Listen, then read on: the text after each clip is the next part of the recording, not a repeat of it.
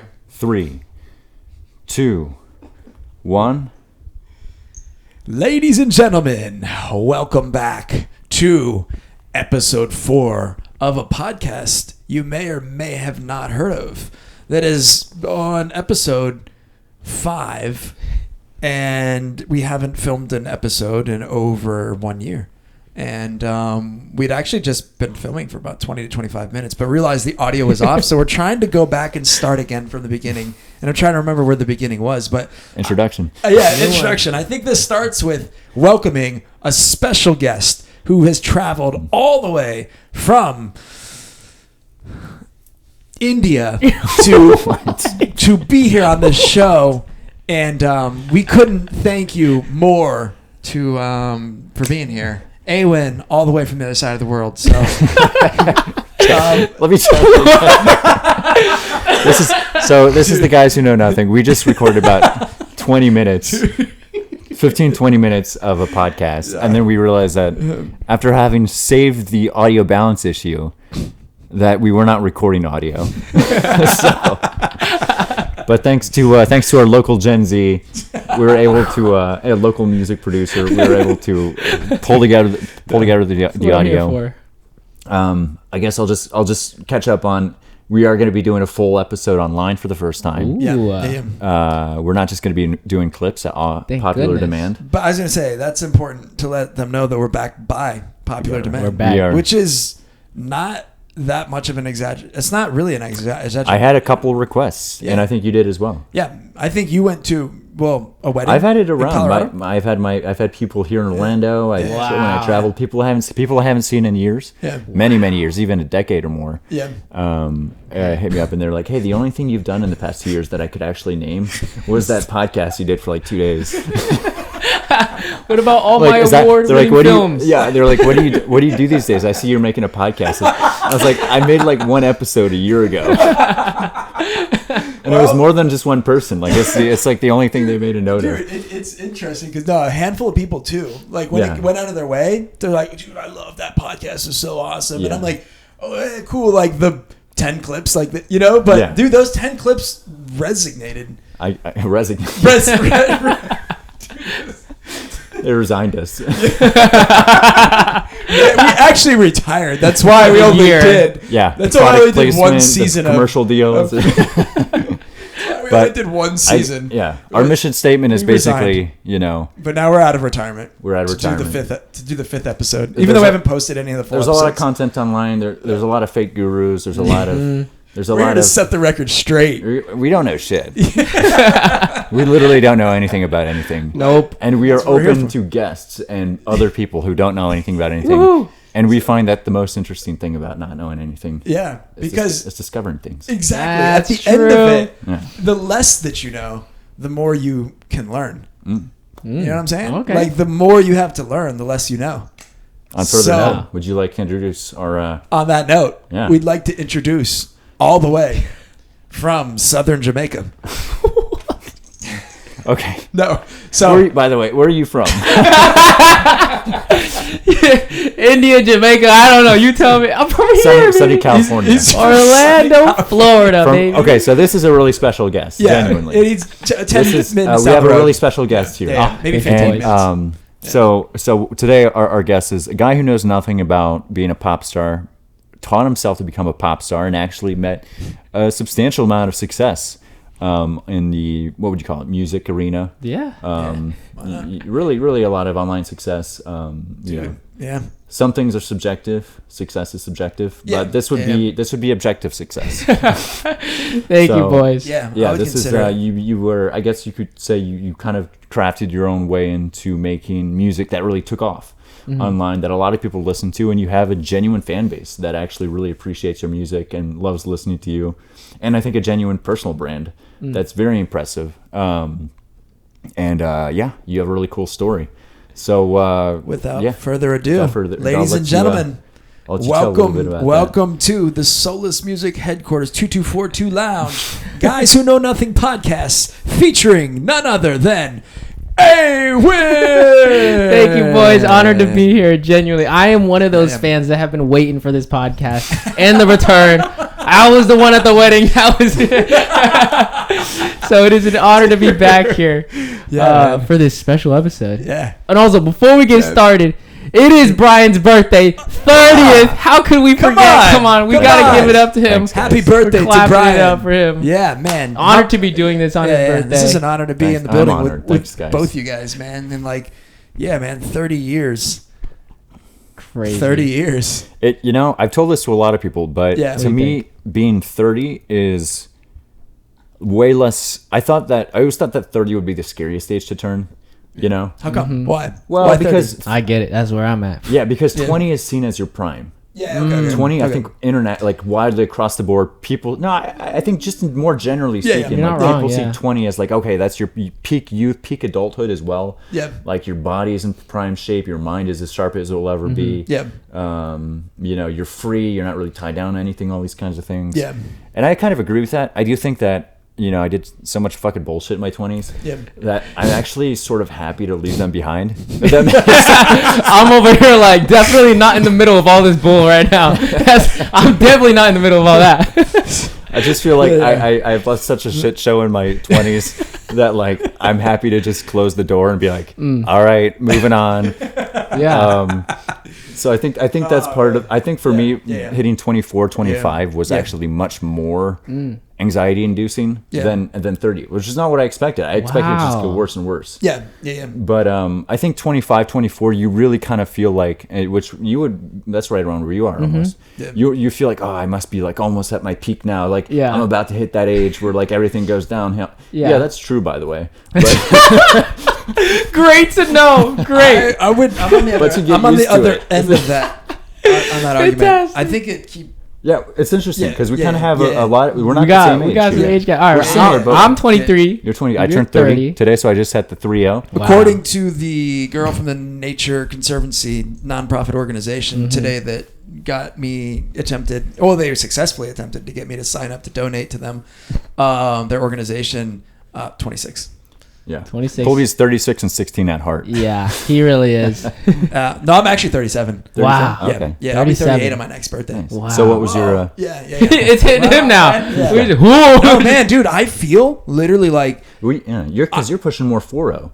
yeah. What, Wow. Yeah, what's your No, kind but of- okay, so this is the thing. I always had this thing about age as when I was younger. Like when I was 16 years old, I was like, absolutely, man, I gotta make it at whatever I'm pursuing by the time I'm 23. Like that was like Yeah. this number for me that I was like, dude, if not by 23, like what am I even doing? Kind of a thing, right? Yeah, that's kind of what I was saying. Yeah, like 23 was Same. like this age, and then I'm looking at it's like, dude, that's so young. Like actually, in the full span of existence, I mean, hopefully, right? Yeah, like yeah, of course. if we're want to be here enjoying existence, and gonna last like past like 75 or something. But yeah, that was the thing, man. Like so to 23. Then when I got there, I don't know. It was sort of like not that big of a thing. 25, I was like, dude, like, have I done, creatively what I want to do by 25? When I hit 27, that was like I feel like my existence reset for me. Like it was 27 because I was playing in a band, we had a deal, everything was going, and then it wasn't. And then I remember just sitting there one day, and I remember thinking, like, this is like, if I'm gonna pursue a creative path, like I'm 27, like I'm too old to start over. I legitimately had that thought. I'm like, man, I'm 27, and like, so yeah, it was the age thing. It's kind of like there was this thing in my mind of like, man, if I'm 27, like, how can I start from like, it was just like this massive like, hurdle. And then but I made the decision anyway and kept going. And like as those years went on, that whole thing went away. And I don't know if we're living in a different era too, because like with the internet, like to put out content, I feel like that has really eliminated a lot of like hey, if you're making music, you're youthful in your 20s. Like there's people now, there's an artist right now that I don't know how old he is, but like I would say he's older than me. And maybe he's been going for a long time, but I feel like he's just broken through viral. And I want to say he's maybe in his 40s. You know what I mean? But like just bangers. Like, You talking about Jelly Roll? No. I was thinking Jelly Roll. Goldford. Oh, okay. Goldford. Oh, I know exactly what you're talking Goldford. about. He's a Dude. beast. Dude. He's got like that soul. Yes. I got one blossoms in Yeah. my hair right now. Like Yeah. that boy? Yeah. Yeah, that boy. Yeah. Dude. So imagine that. Like, But I'm seeing more and more of people that are older just doing creative things online because the platforms, I think the way that you get it out has changed the whole landscape of like the industry controlled, like, all right, once you're past this age, it's whatever. But at the end of the day, I really believe like, years old, it's just how you feel. Do you have a happiest age? Happiest age? Ooh. Oh man, I don't know. I remember like a really awesome time period was when soulless music was coming to fruition. So when was I was somewhere in my 30s. Okay. Wow. I mean, there's been a lot of great eras. Like honestly, there's been a Yeah. lot. I can't think of a bad era. So you're not like, it's my peak has not passed me. Oh, dude, I still look at it now at age 37. I'm like, man, in my 40s, I think that's how I'm like. I think that's when everything will like. Wow. Everything will be like, wow, that was the, what do you want to call it? Like the apex. Yeah, like the. I don't want to say peak because that means you go back down. I don't think you ever have to go back down. Yeah, You're on yeah. the climb. No, but I still look at it. I'm like, yeah, man, I got years to reach. Like somewhere in my 40s, good. the masterpieces. I think Wow. that's a good mentality. Creations. I think Yeah. it's brilliant. Yeah. I think if everybody thought like you did, Yeah. they wouldn't be as miserable. No, genuinely though, Yeah. because most people think like the older you get, like the worse life gets. Yeah. And it's like, Doesn't why does it have have I to think be that that is way? also an Perspective. opinion Why? you feel a lot in your 20s. I think. Oh, yeah. I think as you get older, you start to change your opinion about age. Well, you don't have a choice. You don't have a You choice. gotta Unless accept it, or you're gonna But suffer. I think it's more than that. I think it's Yeah. also you're just like, I don't know what it is. I think because there's certain expectations, and I do think a lot of people Yeah. go into specific routes earlier on. A lot of people go into full-time family man or full-time Yeah. family Yeah. woman, having a family. Some people Yeah. will go deep into the career. So a lot of people veer into whatever works for them. Yeah. But that actually doesn't close any doors. So I think Yeah, I like yeah. your mentality Yeah. of pretty much Yeah. like, I mean, life really doesn't stop. Yeah. No, ever dude. until you drop. Yeah. Yeah. It's all on you. It's all you, man. And that's Yeah. brilliant. But like, Exactly. okay, so social media, it's like it has both, right? It can be equally like inspiring or crippling. Yeah, In my, definitely. for example, Definitely. for me as like a musician. Yeah.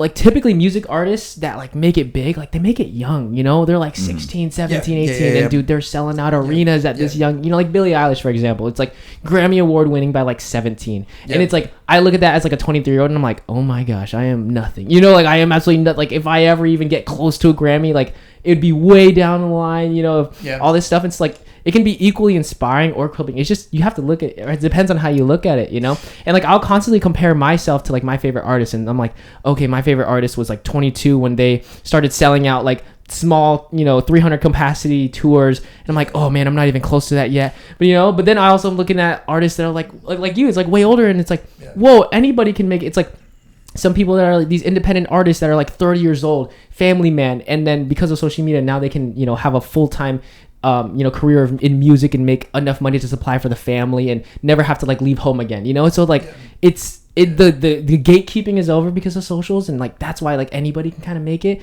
but it also is incredibly difficult. But it's trying to not compare yourself to people, but then trying to work I know hard. exactly. It's a constant I think cycle. It's that's nonstop. the biggest thing Yeah. going on, fueled by social media, is that, man, comparing. Because no, I think I used to do that too. Like but at a certain I still point, do it. dude. I think at a certain point though, you just have to understand, like, it's kind of like, even like when you started off and like maybe you like somebody's voice and you're like, oh, I'm trying to sing or sound like them. Exactly. But you don't sound like them. No. Right? Like you haven't found like your thing, but that's like everybody's existence. It can be like that as well. You got it. It's like you just have to, well, you don't have to, but like I think it's, if you see it as your existence, your path is unique. So like, and it will be different from every person you look up to, and be okay with that. And that's kind of, I think I did that too, though, man. Now that you say that, I think you just nailed everything on the head that I was trying to think of, which is basically I feel like part of it is as you grow older, you sort of learn, and I'm not old, but I feel like I am moving in this direction, which is actually a really fulfilling direction, which is more just like finding meaning in different ways, sort of. So like kind of crafting out, which is something that's hard to kind of synthesize. But it's something you learn over time. Like, okay, how do I define success? What does success look like to me?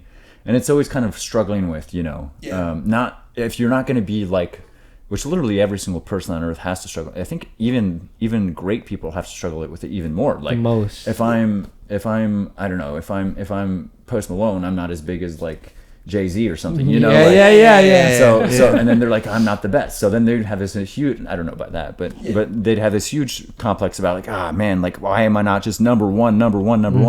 But at the end of the day, there really is no number one, and the number ones are like, Yeah. Do we really want to be the number ones? I mean, there's some messed up stuff we could talk about, Diddy and all that kind of stuff. Yeah. But you know, he was probably number one. You see these very tormented people, and you know, it's not to say that success and all these things are meaningless. Of course, they're super meaningful. But I think for me, the fun thing has been to kind of like move in the direction of realizing, okay, my path is ultimately going to, and my success is ultimately defined by something internal that I can define within myself. Exactly, 100%. You know, and that can look differently. That's amazing. Exactly. Yeah.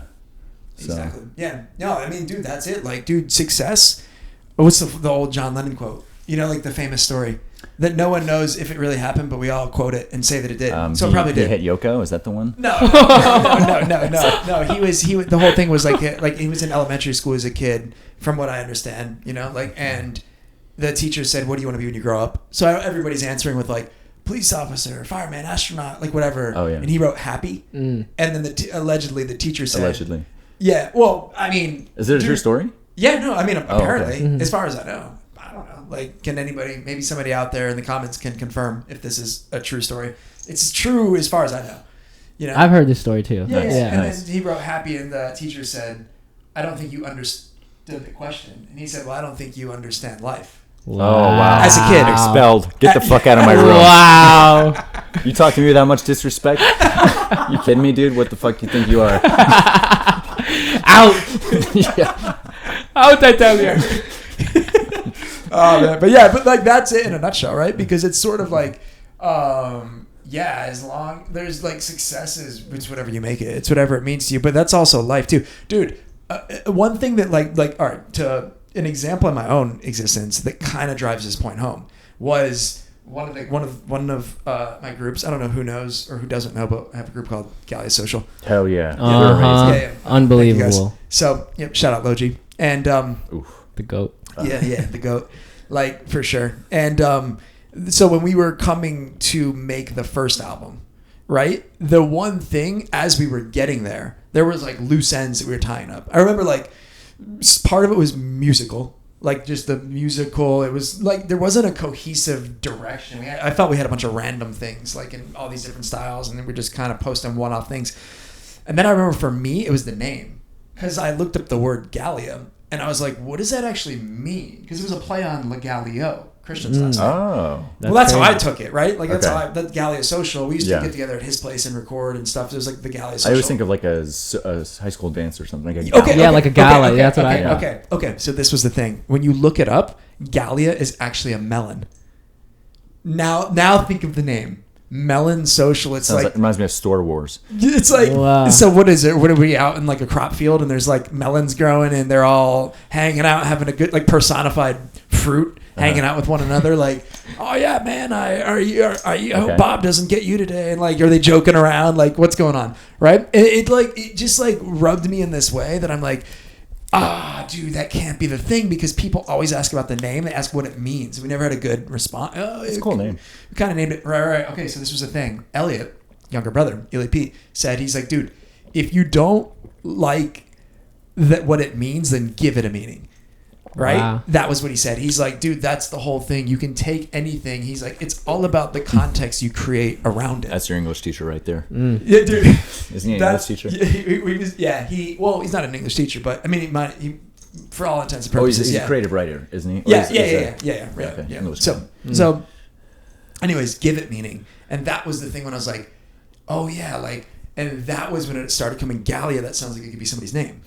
Okay, so maybe Gallia is a thing or a person, but getting into that direction, it wrapped that's around. how I've heard it before. Is a guy. Yeah, Gallia. Then it became like, well, so it didn't start there, right? But then it's like we detoured to say, okay, Gallia, that's a guy, and then the story started coming. Let's make this a story. Like the Gallia turned into the story of a guy, that rises to power, like for the wrong reasons, the subjectively wrong reasons, depending on who you are. But like, that was the thing. Once it had that, now Gallia Social had this whole new meaning. Yeah. And now when people asked what the name was, I was like, oh, let me tell you I was stoked, because I'm like, Gallia Social, it's the gathering of the guy that he flashes luxurious things and gives you any temptation that you desire, but he's really doing it for his personal gain, because he needs the people for him to help him rise to power. Oh. And that's what the Gallia Social is. So it's sort of like, this is all I'm saying. In existence, it's like you give it a meaning. There's no definitive I see what you're answer as to what existence is. Like if you ask different people, like, what are you doing here? Like, right? I mean, some people maybe have never thought about it, but some people would say, oh, we're on this planet or whatever. We're in this existence for this or that. Da, da, da, da, da, da. And the point is, it's like all about what you believe it is, whatever makes sense to you. Like, then that's what it is going to be. And therefore, kind of what you're saying. Yeah. Yeah, that's it. It's just sort of like, what does anything mean? It means whatever you want it, like whatever you make it mean. Give it a meaning, give it a purpose, whatever success is. Yeah. I feel like you have to grind that out. Yeah, no, I think that's a process. Dude, I think it's a process, man. I think it's a natural process too. I don't think it's something you can even force. Yeah. It's something you discover. And I think for example, like why I think what you're doing is so important is because you're really figuring out like what because you're so scientifically and method and like just through sheer willpower and hard work, you've really gone further than most anybody would go. Just through.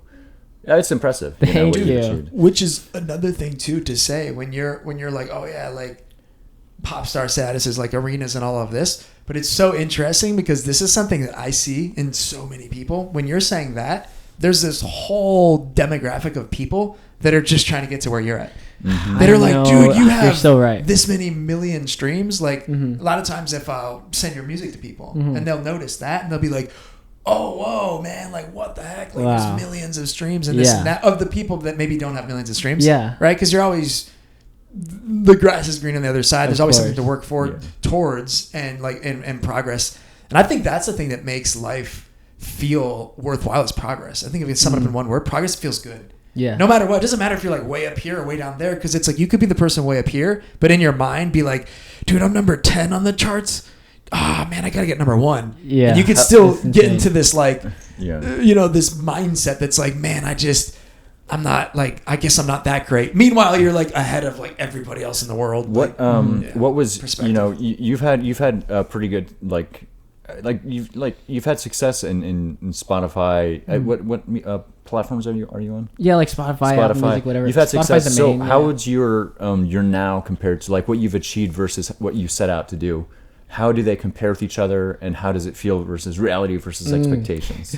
No, that's such a good question. Like, so I mean, ever since I was younger, I would say like I was like a really big dreamer, So I set like really audacious goals for myself, and like, by the time I'm 18, I'm gonna be this rich, and like 20, I'm gonna be this. It's like typically like I would say like when I was younger, like I had delusional optimism, which is like great and not great. I don't know. It depends. I honestly think it's great. I think it's more pros than cons. I agree. More pros than cons, right? Yeah. So I'm like I remember specifically like my 19th birthday. I was like, okay, like a year from now. I remember I went to so the Social is a bar in Orlando that's like the first place I ever went to. I saw the first concert I've ever been to, and like that moment when I was 15, it changed my life. I remember standing in the crowd, just like my jaw dropped on the floor. For some reason, I didn't even make music at the time. I didn't even know I wanted to make music at the time. I remember turning to my brother and I told him, I was like, that's what I want to do. I was like looking at the front man on stage and I'm like, that's what I want to do. Like, and he's like, what? Because I've never showed any signs of wanting to do music. Even like and then I remember going home and like immediately looking up like, okay, like how do I produce music? How do I do this thing? Like whatever they're doing, I want to do that. It was strange because like growing up, I was a very like shy, introverted kid. Like I really don't like being in the spotlight, Like I really didn't want that at all. But for some reason, like there was something about the connection that the singer was having with everybody in the audience. It was more like, it was more like everybody was together versus like, okay, I'm cool, I'm up on stage, and then you guys are in the crowd. Yeah. It's like the singer is like creating this environment that's bringing everybody together. Yeah. And I'm like, that's like beautiful. Like it felt like he knew me, like he was singing songs that he wrote in, alone that I related to on such a deep personal level. I'm like, that's what I want to do. I didn't know it at the time, but I remember telling my brother that. And so I remember immediately diving into that. And I remember setting all these crazy goals. And none of the goals happened. Like literally none of. Okay, when I was 19, I was like, okay, I did like a photo shoot outside of the Social. I'm like, I'll be here 1 year later, selling this thing out. Wasn't even close. 1 year passed by, not even close. And I remember like telling my parents like when I was pursuing music, I think I was 18. I had an incredible job. I was like working with my best friend, like Caleb Maddox. Shout out to him. He's one of the best people in the whole wide world. Shout out Maddox. I love him to death. And I worked for him for like 3 years, and he was like one of the big reasons why I started even doing music. Him and my brother, because like he instilled this delusional optimism in me. You know, like I remember before, like when I was working with him, I didn't think I could do anything by myself. I didn't think I could do. Actually, here's like the real story: is I tried a career in music. I was producing music for a while, and I'm like, oh my god, my music is so bad. I had this exact thought, right? So I thought to myself, my music. It was like a couple months into me trying to produce, sing, write, and I was trying to do it all at 15. A couple months into it, I had this vivid memory of thinking to myself, I am so bad at making music, I will never make it. I should quit while I'm ahead. And then I did. And I quit music. And that's when I started pursuing business. Because I'm like, I need to make a lot of money. It's like another tangent, but I knew I needed to make a lot of money really fast because my family was in so much debt. Like an ungodly amount of debt. My parents would die in debt. And I'm like, if I don't do anything, if me and my brother, like this was both our goals. Like, if we didn't do anything, then our parents would die in debt, and they would never like not stop working. You know, when they immigrated from Vietnam and like wanted to live a better life, and like we wanted to provide that. You felt that burden on yourself, dude. So it was the only reason I wanted to like. It was the only reason I worked as hard as I did, dude. When I was 15, I was like this machine. I would wake up at like 6 every day, you know, like and just like crank work. I remember like so I was in high school on the weekends. I would take a bus from Orlando to St. Pete.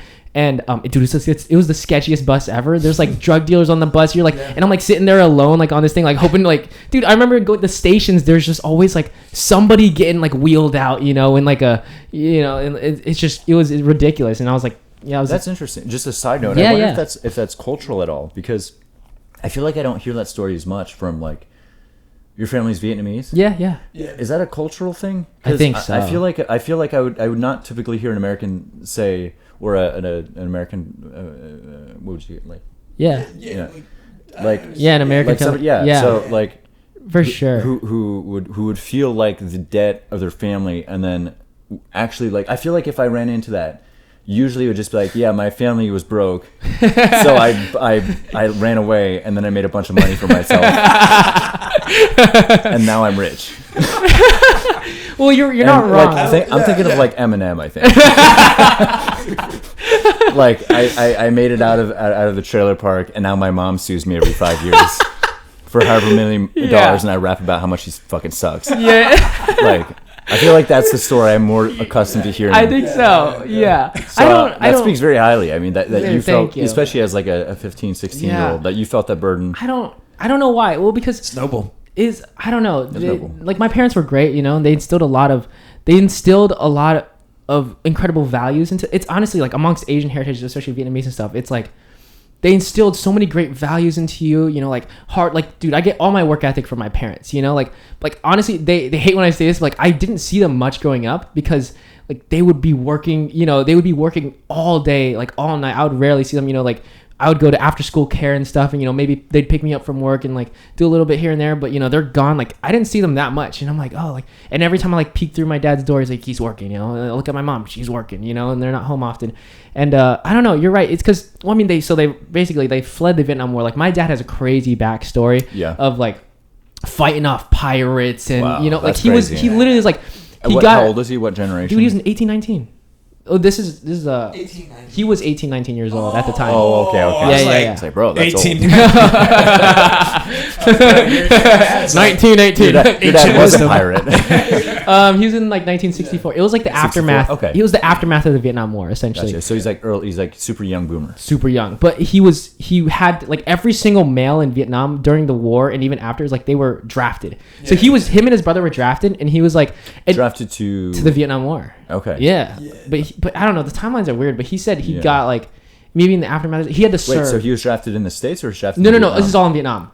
Was I don't know my history very well. No, you're good. Medium. Was he Viet Cong or was he? He technically had to fight for. He had to fight for the good people. So the Americans? South. Yeah. So he would be with the Americans and stuff. Okay. Or wait, maybe not. I feel like not. North or South? He was born in the North. My mom was born in the South. Okay. Now, when they get drafted, I don't know who they're required to fight for. I honestly, I could assume. We're gonna have to get your dad on. Yeah, dude, he's crazy. He would love to get it. Exactly. But basically, he was drafted and his brother, and then they said, but every single one of their friends or anyone they knew that got drafted died, and so they were we were like, dude, the death rate was so high, like every male. Oh wow. Yeah, so it was like, okay, either they could go to war and probably die, or they could try to flee and probably die. And they're like, let's just try to flee because then we can actually get out of here. That's awful. Yeah. And so like my dad started going on the run, dude, like finding a boat. He said he had to go on a boat that was like, you had to stand up straight for like weeks with no food, no water, and because it was just like hundreds of people on a tiny Holy boat, crap. like that, you know, like pissing off the side of the boat type of ordeal. Like it is just brutal. And like pirates would come and raid the boat, and like anybody with like gold chains or whatever, they would cut your hand off. Wow. If you had a gold teeth, they like pull it right out,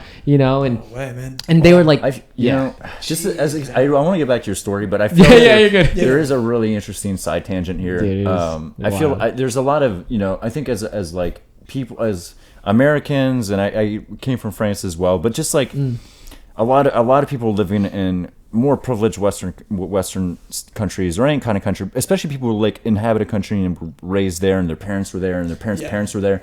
There's sort of like a guardianship of like, this is our country, you know, like we shouldn't allow foreigners here and stuff. But I feel like a little bit of that is lost, especially when I talk to a lot of immigrants, first generation, second generation, because I feel like there's a greater appreciation, and this is a very American thing, of what the American experience is for somebody who actually came here on a fucking boat, like standing up for 15 hours on end, you know, or 15 days, however long you said watching that was. pirates raid, Getting raided by pirates Dude. when all of your brethren died in a war, Yeah. and you decided to come to America, and like, in my honest opinion, like, you actually deserve to be here more than than somebody who was just like 15 generations of. Gosh. So just my little thing is like, hey, that's like, because, and then usually there's just a greater appreciation for anything that is any of the good values of a free country, you know, or of a prosperous country. It's like, okay, you know, like, which I think you've appreciated as well, which is just like, okay, you know, if you come from dire circumstances, which I'm not from dire circumstances, but just my observation is just, you know, there's a special appreciation. Yeah, no, You're right. Yeah, dude. Yeah.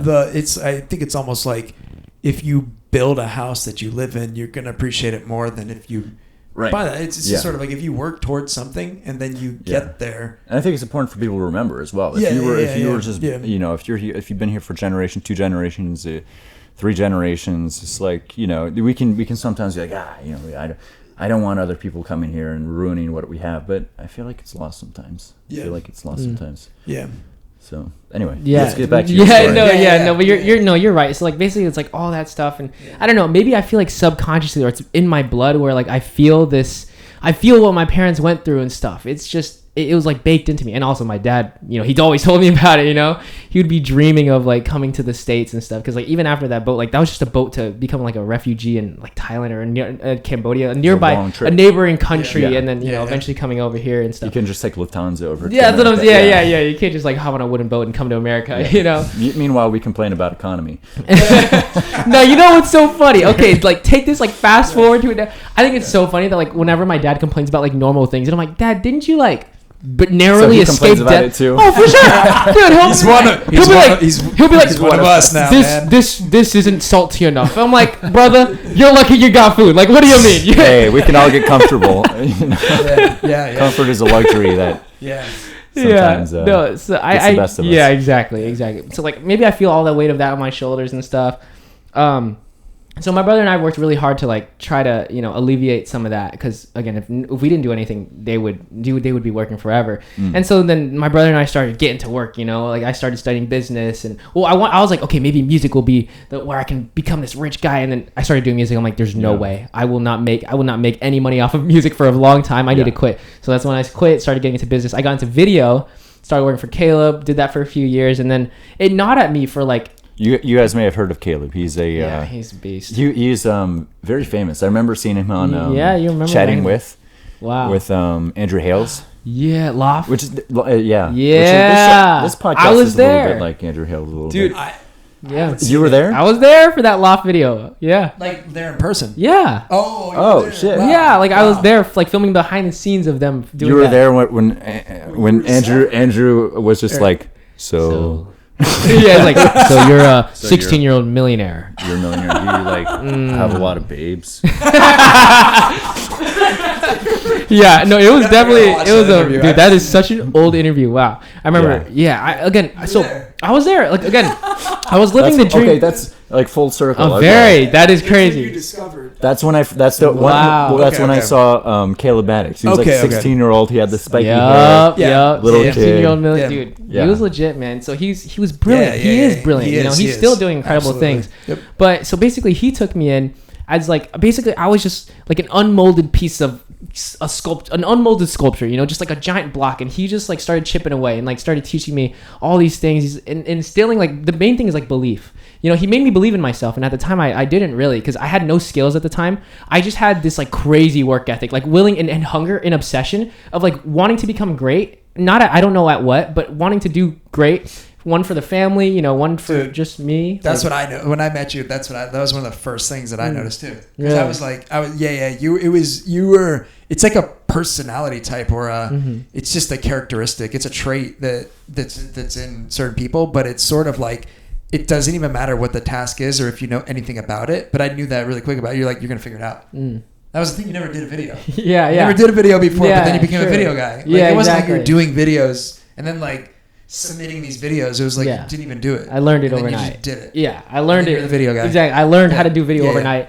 Applied to work with him, and then he somehow chose me out of everybody else, like by the fate of the universe. I And we Was there a remember reason? that, What was man. the reason he told you? Was it? He said my video was the best out of everybody else. He said I was actually Nice. good, but I learned it overnight because he put out an application on his Instagram, and he's like, "Yo, looking for video editors. If you know anybody, apply." I immediately swiped up. I was like, "Yeah, I got you. I'm the best in the biz." Whatever. I was like, Is that kind of what you did? Yeah, yes, 100%. Like full confidence. Told him I could do it, whatever. And it's like, sweet, here's a video. Give me one by tonight. And I was like, oh God, And he's like, there's a bunch of other video editors. I'm just gonna choose the best. And I'm like, oh God, You're okay. like, what did I get myself Uh huh. into? I And then remember this happening. yeah, I remember in real time. I remember I was telling him in real showed me, and time. I'm like, yeah, because dude, I'm like, oh, yeah, wow. You were so AWIN was your student. Student at this Uh-huh. time. Okay. This is what we Before- were doing in the even before. lessons. yeah, Dude, true. We were talking about a lot of things. Yeah. A lot of times we didn't actually play. Correct. But I will say it was more valuable. I- Dude, 100%. Some of the most. I It's so really say funny. it, man, because it's like, no, man, you always ask like the really, really good questions that were like real context of like, it's like, yeah, we're here to learn drums, but it was like, yeah, that's like for assumed. what? For what? I'm like, Exact- what are we bro, gonna do? That's what I'm saying, bro. Because I go, okay, That's we're the gonna learn thing. how to play music For for what? what? So this was Exactly, like man. your Exactly. was it your mom or dad? Your parents had put you in, Yeah. Yeah. and were dude, you just like, dude. Well, actually, I wanted drum lessons. Okay. I wanted drum lessons, but as soon as I started learning how to play drums, I'm like, okay, I know how to play drums. Now what? Colby, were you like, just because this is my job? No. Oh, dude, no way, bro. Dude, I That's why remember- Kobe's the best. I remember thinking, I'm like, yeah, because his parents signed him up for the class, thinking it's probably going to be like, yeah, so this is what you do. Why? Well, I don't know. This is what we. I was, dude, so not like. I was like, when he asked, because that's my thing, man. I'm like, all right, if somebody asks and is like legitimately curious, it's like, dude, I'm gonna tell him like anything that I know, like Awesome. truthfully. So you're a good teacher. Dude. So the best. That, He's so, so dude, good. yeah, thanks, man. But like that was it. So when you started asking like why, what, and I'm like, yes, dude. I was waiting. It's like I was waiting, man, Yeah. for like somebody to be like, why are we doing this? Because that's what I thought, dude. Like back in the day, Yeah. when I'm like learning, or even if I'm in school, I'm like, what are we doing here? Yeah. Why are we learning about this? What's the relevance? Like, how are we going to use this in life? How does the world work? I was very curious. I was super Yeah, curious. same. Like as a kid, I still dude, am. I was like so curious about like everything, anything and everything. Like, dude, I would like listen to a lot of like hip hop albums, and I would hear the words and I would not know what they mean, but I would know the words, so I would get curious. Like, what does this mean? What does that mean? Listening to like gangster hip hop and stuff.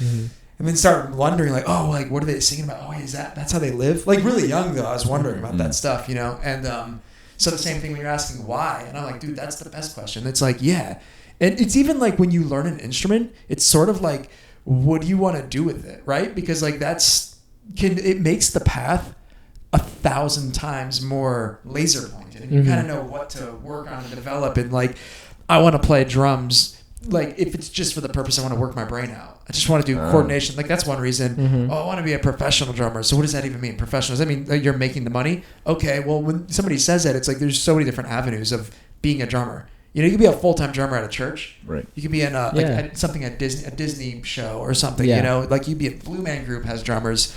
A lot of theater shows have drummers.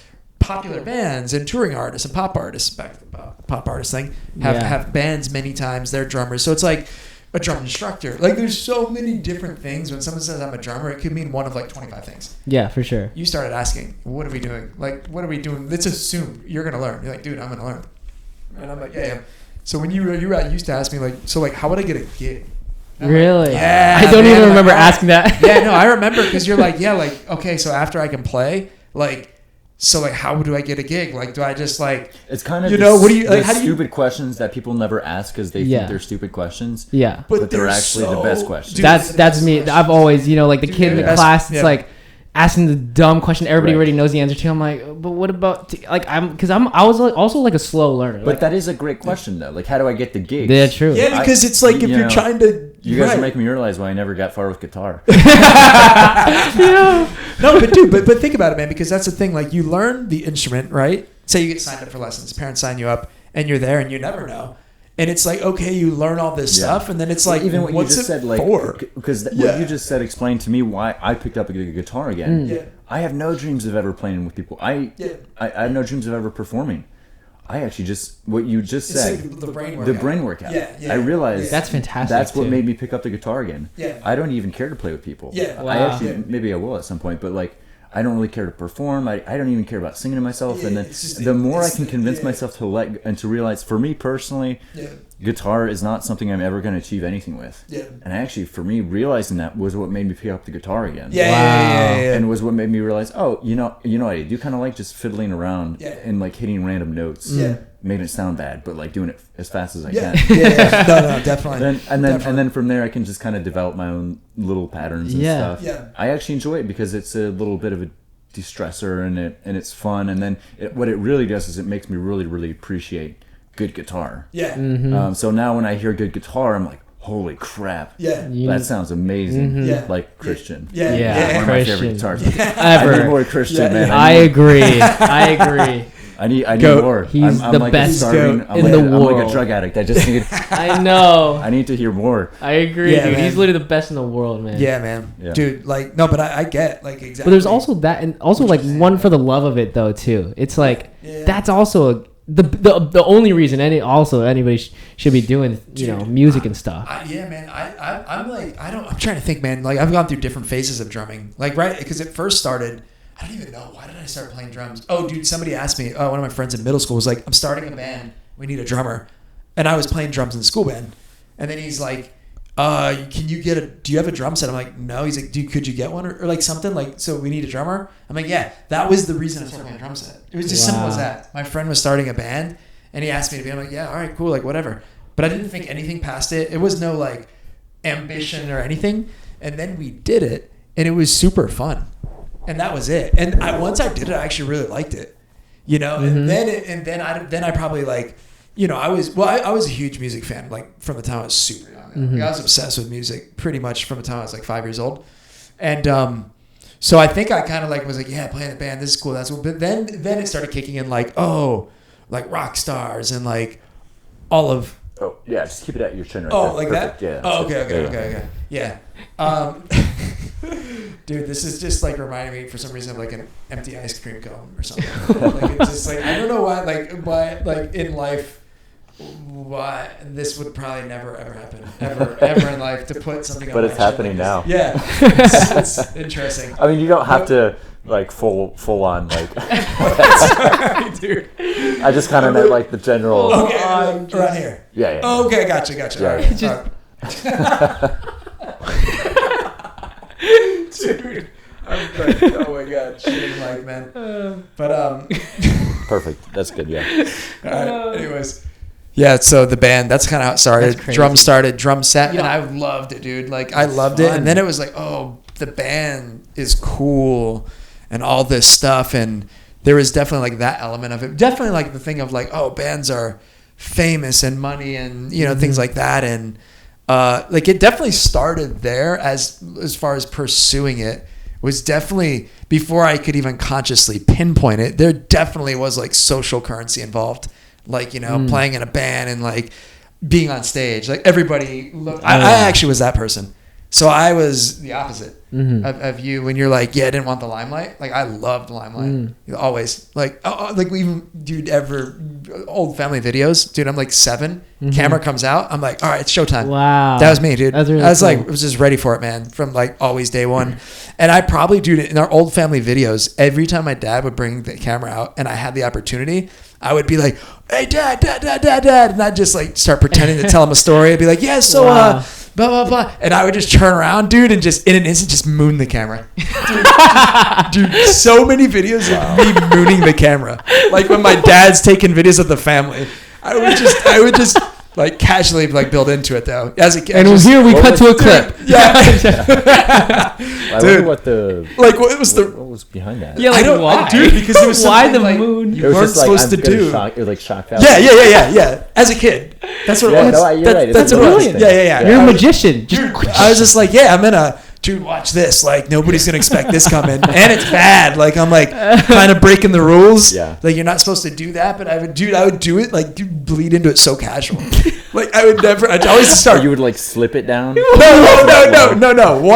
I would lead into it as in like I would be like, oh yeah, like get on the camera, hit my dad to point the camera That's at me. crazy. Not because I'm gonna do that. I'd be like, Were hey you, dad, were you like the kid as you were talking? You would just like slowly take your clothes off. Like, Nah, I don't think so. Dad, I had a great day, and I also we had ice cream, and then like all of a It's sudden- just all out. Nah, it was like usually like one motion. I'd be like, yeah, so hey, I was like, yeah, oh dad, hey, check this out. Like, then start telling a story, and I'd be like, yeah, so I was hanging out with my friends at school, and like we were all in the playground, and I'd just be like, and I would just do it, yeah.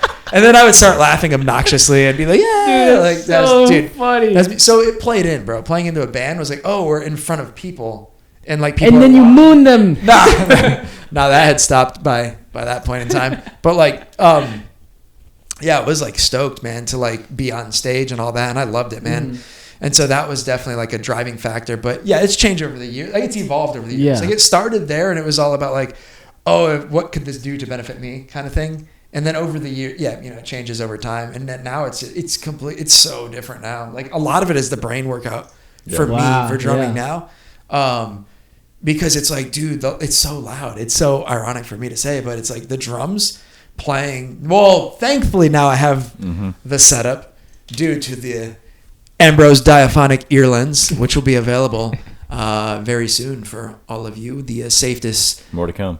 Shout out. in-ear monitor on the planet. Let me focus on you. Yeah. Okay, never mind. Which is the safest way to be listening to music. ACStechnologies.com for more information, or just hit the DM. But but before that, man, it was like, when I was playing, it was a little uncomfortable, like how loud things were for me, so it ended up being like, it was a little bit of a different thing where it was like, oh man, it became a whole different thing of like, oh man, we got to play. Okay. Like, all right, am I just going to ringing and all this stuff? It was a very different experience. It wasn't as enjoyable as it once was. Like in the moment it was, but I'd be thinking about all the aftermath of it, stuff like that. But either way, yeah. Where were we then? Let's continue. Yeah. Recapping. Yeah. Oh, and by the way, guys, if you here's the peaking light. So if you see that peaking, Yeah, you can red. just kind of keep a note. Gotcha. Okay. Yeah. Done deal. So you How old is that thing, really quick? 4, 5, 6 years old. Not sure. Okay. Not too old. All right. It's not old. Gotcha. It's good. I mean, like audio equipment stays around for a Dude, while. forever. Yeah, That could be 30 I years thought old if you're and gonna it'll rock. you're gonna say 25, I was gonna insert a clever peak joke because we're talking about peaking in our 20s. okay. but That's funny. it's all right. I don't need it. So Not you that important. came from a family with a really impressive and hardcore background. They instilled in you a sense of hard work, determination, a sense of purpose. But they found themselves just working really hard, but deeply in debt. You and your brother, who you're obviously close with, who you mentioned quite a few times. Joseph Unbelievable. Goat. Dude, he is, You and your brother felt an obligation or felt a desire to help out your family and inherited that same kind of work ethic. So and then you had the thing where you were at the social and you saw this amazing moment of almost like a spiritual connection between 100%. people. Yeah. There's kind of like a aha moment Yeah. where you knew what your purpose was. And then you gave up on your music career shortly, completely. not too long afterwards, Completely. like a year after or so. Yes. And then less than a year, yeah. Less than a year. Just gave up. Dude, I said it's just not knew possible. I knew it wasn't possible because the goal was to help my family and the music would not lead me there. I knew it wouldn't. So both of those were you still wanted those two to work in tangent. Yeah. And you realized, I'm not going to make money doing this. Exactly. And that was priority. You know, like I always knew, like, okay, I could just do music on the side, whatever, for fun. But I knew if I made that my main thing, I would never be able to help my family out. Like, not even close. So you needed, so you just weren't making the money. So you No. really, I mean, a lot of people want to become famous and they want, they want to achieve things. That makes sense. But you were like, no, I want to make the money. Yeah. Also, like, that's like a core part of it. And if I'm not making the money ASAP, yeah, it's, but only for the purpose. Like, I didn't need money for myself. Yeah, like, no, I mean, yeah, exactly. I think, like you It's said, noble. that's a pretty noble. Yeah, I guess I didn't think, Yeah. It's just, I wasn't thinking of it at the time. It was just like, I need to help them out. It was just the only thing on my mind, Like, So then you went and you got this job with Caleb Maddox, just kind of threw yourself in exactly. video. Because I knew, well, he was incredibly wealthy for like a 16-year-old, Yeah. And I was like, how did he do that? If I could do what he did, then I could help my family out. And I'm like, okay, how am I going to be great at anything? Just find somebody who's great and model after them and like study under them, work for free. I told him, I was like, I'll work for you for free. I'll do whatever it is, and he's like, okay, like, and he took me under his wing. And since we were like the same age, we hit it off and we became like instantly best friends. You're the same age? Yeah, exactly. And so we became instantly best friends, and he took me under his wing, and he really taught me everything. Like, for example, when I came to him, I could barely communicate with people. Like, generally, like I was a shy back of the class, introverted type of kid. And he took me in, and he's like, him and his dad would like force me to talk to random strangers. And they'd be like, I couldn't even like order food. Like, this is how crippling it was. They would get to me, they'd be like, okay, what do you want? And then it would get to me, and I'd be like, like I literally couldn't order food. I was like that, like shy and introverted. And they would like force me. They'd be like, he's ordering for everybody. I'm like, and then they would tap tap somebody's shoulder, like, and they'd be like, oh, he would love to talk to you. And I'm like, like just like exposure. They kind of put you into the. That's interesting. So good though, man. Yeah, So you because you're not shy at all now. I mean, I could see how I could imagine you being shy. I mean, innately, I would say I still am, but I've learned to like break out of it. I can get myself in any social situation. Kind of. Like, I could see that. But it's not natural. Like, naturally, I am like, I could stay alone for like a year and I'd be totally fine. Are you an introvert? Yeah. Naturally, incredibly introverted. Like, it doesn't seem like it, right? Yeah, it doesn't seem like it, but I mean, I also love, obviously, around the right people. Like, all introverts say that. It's like, around the right people, they can hang out forever and all that stuff. But so they helped me break out of that. And then again, he instilled all this incredible like belief in it. So he made me believe in myself again. And so like a couple years go by, and I remember thinking, like, again, it was the dream job. I was traveling the world. Everything was covered for. Everything was paid for. We're traveling all over. I'm with my best friend, dude. We're just living the life, dude. We're eating awesome. good. Yeah, we're going to man. nice hotels. He's like, he was speaking at all these nice events and stuff, and like I'm meeting like heroes that I looked up to. Like people that I looked up, like all these like YouTube motivational speakers like ET and stuff. Like, I don't know. That's There's nice. Like literally all our heroes. You sometimes don't have to be wealthy to live a wealthy lifestyle. No, not to at at all. least You just gotta be around somebody wealthy. You know what I'm saying? That's true. Yeah.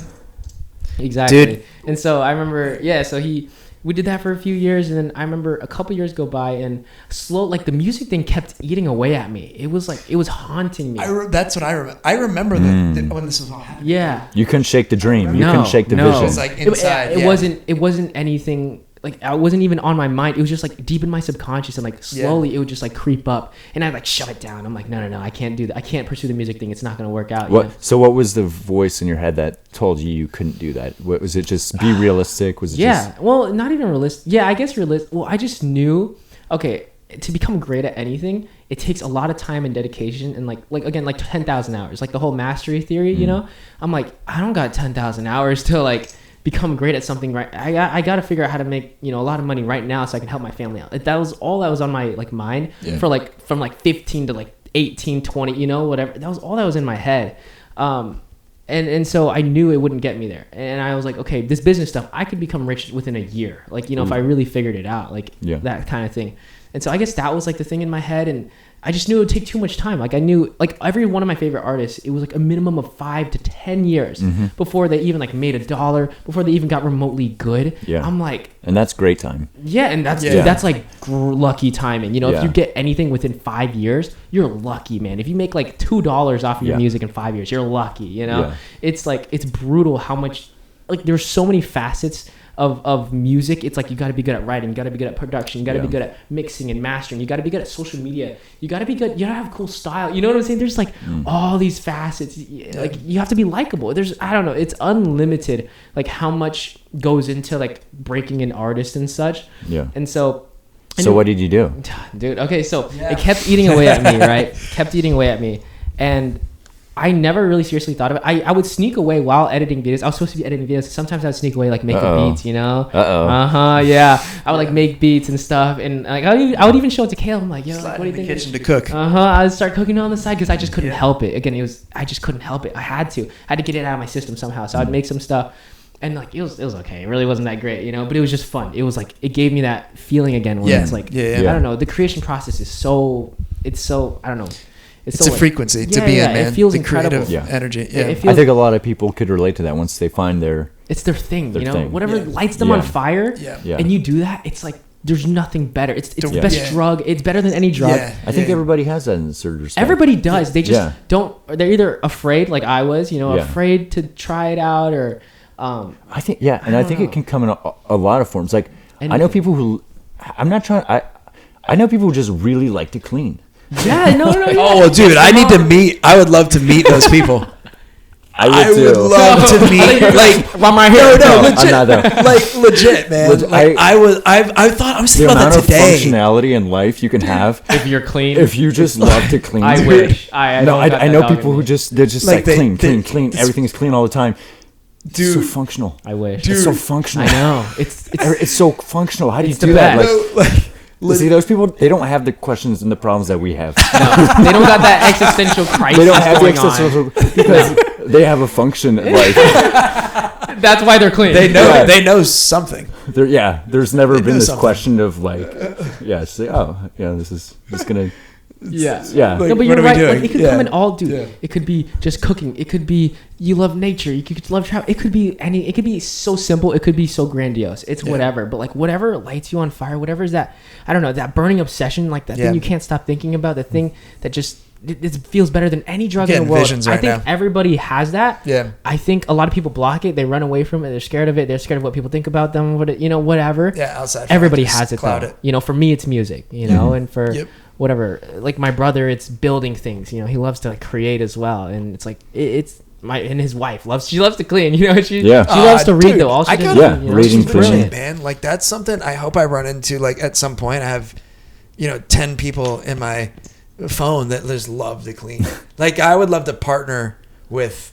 Organize. She loves to organize. Organize clean and organize. I mean, some people will get into cleaning specific things, or exactly. Yeah. But I don't know. I think everybody has it. Yeah.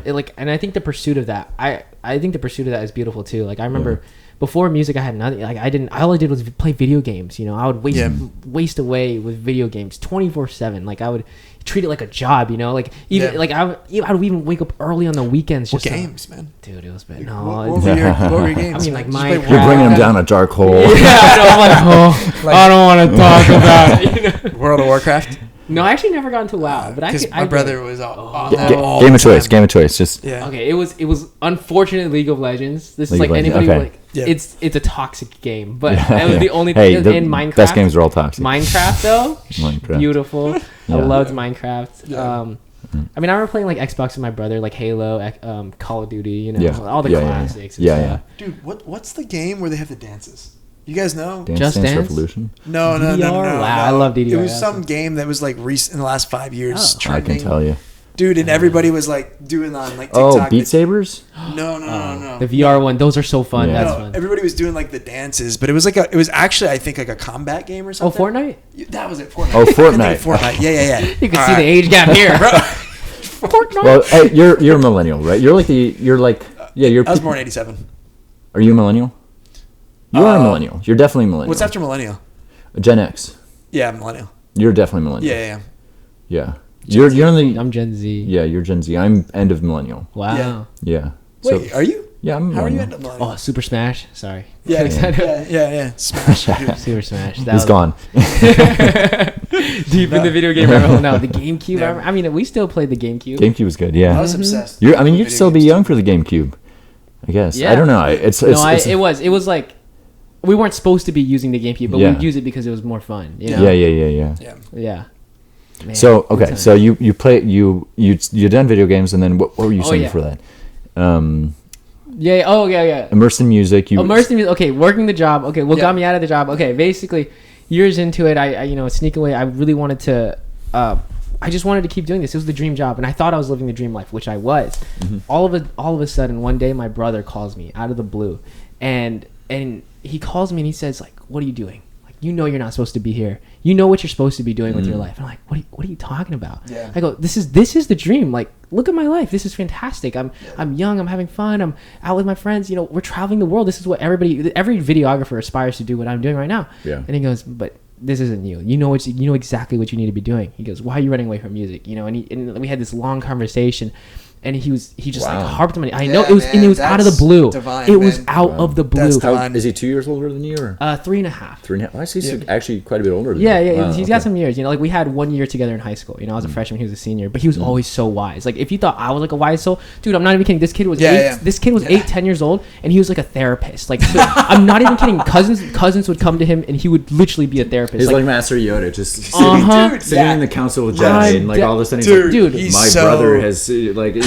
There's been a change in the Force. Something's not like right. my aunts, dude. I remember vividly. Like my aunt would come to him. She's like in her 30s, or whatever. I'm not even kidding. He's like 10, 12, coming Shout to out him to for Joseph, like marriage advice and relationship Shout out advice. to I'm like, Joseph. what?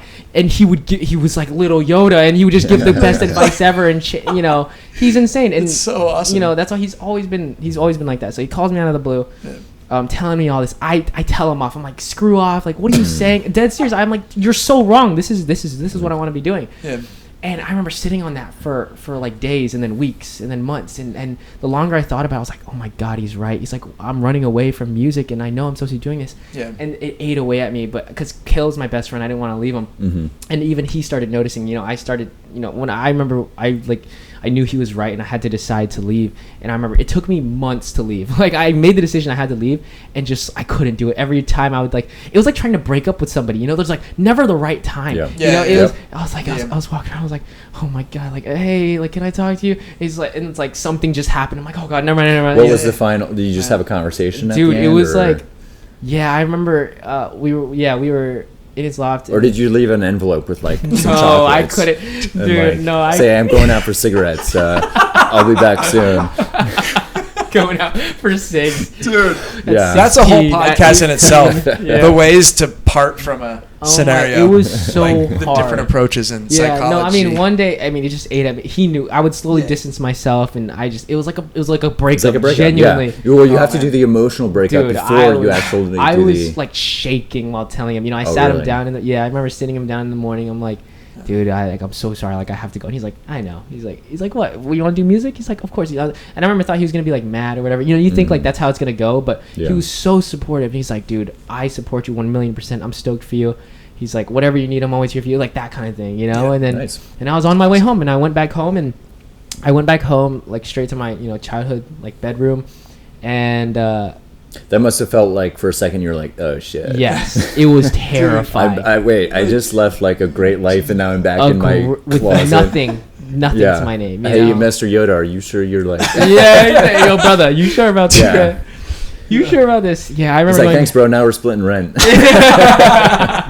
Yeah, exactly. He's like, what up, dog? He's like, Dude, it was. Oh my. it's like, why's your big brother, right? You know what was cool though? I remember Oh, this man. though. I remember the Uber from Caleb's place to the airport. After I told him, like I had to go. I remember the guy asking me. He's like, "So, what do you do for a living?" And I'm like, "Huh." I was like, "I'm a musician." I remember the first time ever saying that, and Yeah, it gave me man. chills. I was like, Yeah. "Hell yeah, I'm a I like that. musician!" Yeah, yeah. And I was like, "Okay, like I can do this." And so I remember going home and straight to work, man. I remember Nice.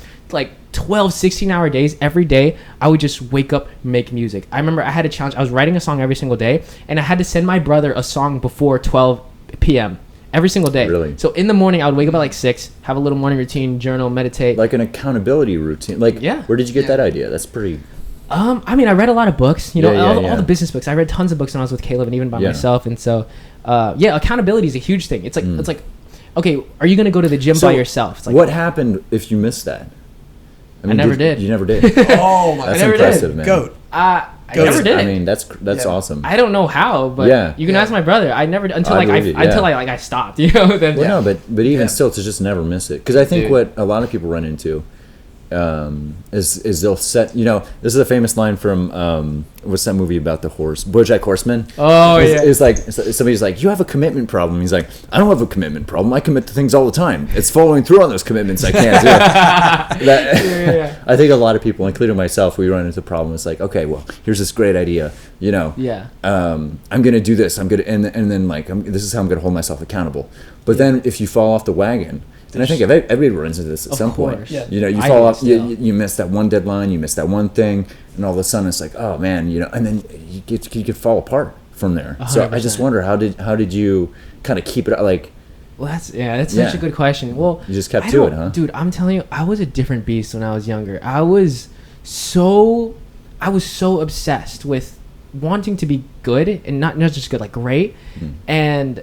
I don't know, and also with my brother, I really looked up to him, and I loved him to death, and I did not want to not send him a song, and he's not even like a mad brother or whatever. I'm just like, I didn't want to let him down, I'm like, I told him I'm doing this music thing, it was, he's helping me with it and all this stuff, and I'm like, I don't know, I knew I had that goal. I'm like, no matter what, that goal is getting done. Like, it was the only thing I cared about. I wouldn't eat. I remember, dude, I told myself I literally wouldn't eat until I finished the song. And so that was also a huge kind of like, So it's just like even getting deeper and deeper into just like. So like sometimes like, let's say it goes past 12, I still couldn't eat. I'm starving, brother. I'm trying to crank out a song. But here's the thing. I didn't say I had to make a good song. It was just any song, so it's not like holding myself to the that's got to be a huge part of it as well. The high standard was just like, it had to be a song. I didn't say it had to be an amazing song. Obviously, I tried to make it. I tried my best. It's not like I was trying to produce trash, but dude, most of it was trash. Like it wasn't great all the time. But I knew to be great, you had to be consistent. And if I was consistent enough, it would be great. The quality would get there, but you can only get there with a lot of quantity. It's like, if a chef wants to be good at cooking, it's like he's just got to be in the kitchen a lot. It's not rocket science. It's okay. You want to be great, do it a lot and again and again, and obviously, deliberately practice. You can't just practice like, okay, like I'm tough. Studying. I'm studying. Because again, there's people that are like, oh yeah, I've played guitar for 20 years, and like they still play the same chords over and over. That's not going to make you great. If you were pushing yourself every single time and stretching the limits, then you will be great. And so I remember I just had to do it a lot, and I did it a lot. I would send my brother the song every day before 12. Or if it stretched out, I just couldn't eat. Like it was a whole thing, And and that got me like really far, just like, and I still do song and days all the time, just because it's like in my DNA and it helps me get better. And what is that? So it's like verse, pre-chorus, chorus. Okay. And producing the thing out as well. So like, and it's like it's like half a song. It's like a self challenge, right? Yeah, it's just a self challenge. Okay. I don't know why I'm able to do it. It's just. I don't know. I all the greats did. Like everybody I study, they were like, "How'd you get great?" I wrote a song a day. Like I remember studying Phineas, Phineas and Billie Eilish, and Phineas. That's her brother, right? Yeah, her brother. Yeah. He writes a song every single day. I remember like even after he won Grammys, I remember him tweeting out. He goes, "Just won a bunch of these Grammys, like still writing a song a day." I'm like, totally random question. Hit me. Are there a limited amount of songs ever for like an artist? Just in general, unlimited or limited? Are there a limited amount of songs? Because when you're writing a song, are you just like, oh shit, this is just a song I heard another time, or like, is do I just have a bad memory? Did I just reinvent something I heard 4 years ago? Or did I just reinvent something I heard this morning in the taxi or whatever? Taxi, no, that does happen all the time. It depends, I guess, because. But writing a new song, what were you gonna say? Yeah, that depends how you think of it, because like. There are so many like, okay, what is it? Is it 75,000 songs a day roughly? Are released on Spotify? Are released on Spotify. So yeah, like really? You can't 75 a day. Thousand a day. Yeah. A day. But I don't know if any human being has ever listened to 75,000 songs in their life. Right. Yeah. 75,000? Like I don't know what the number of songs we've heard is. Yeah. But like where does it stop? Like a couple thousand? I don't know. Yeah. Like maybe a It's couple thousand absurd. songs or something. But either way, it's like, all right, so if there's a million songs that have been put, like, dude, there has to be 2 songs in there that are similar. Yeah. There's like statistically speaking. Infinitely more, but yeah. But so like with what you're saying, but as long as you haven't heard those other songs, you wouldn't really. What makes a different song from? Is it? Is it just the melody or the?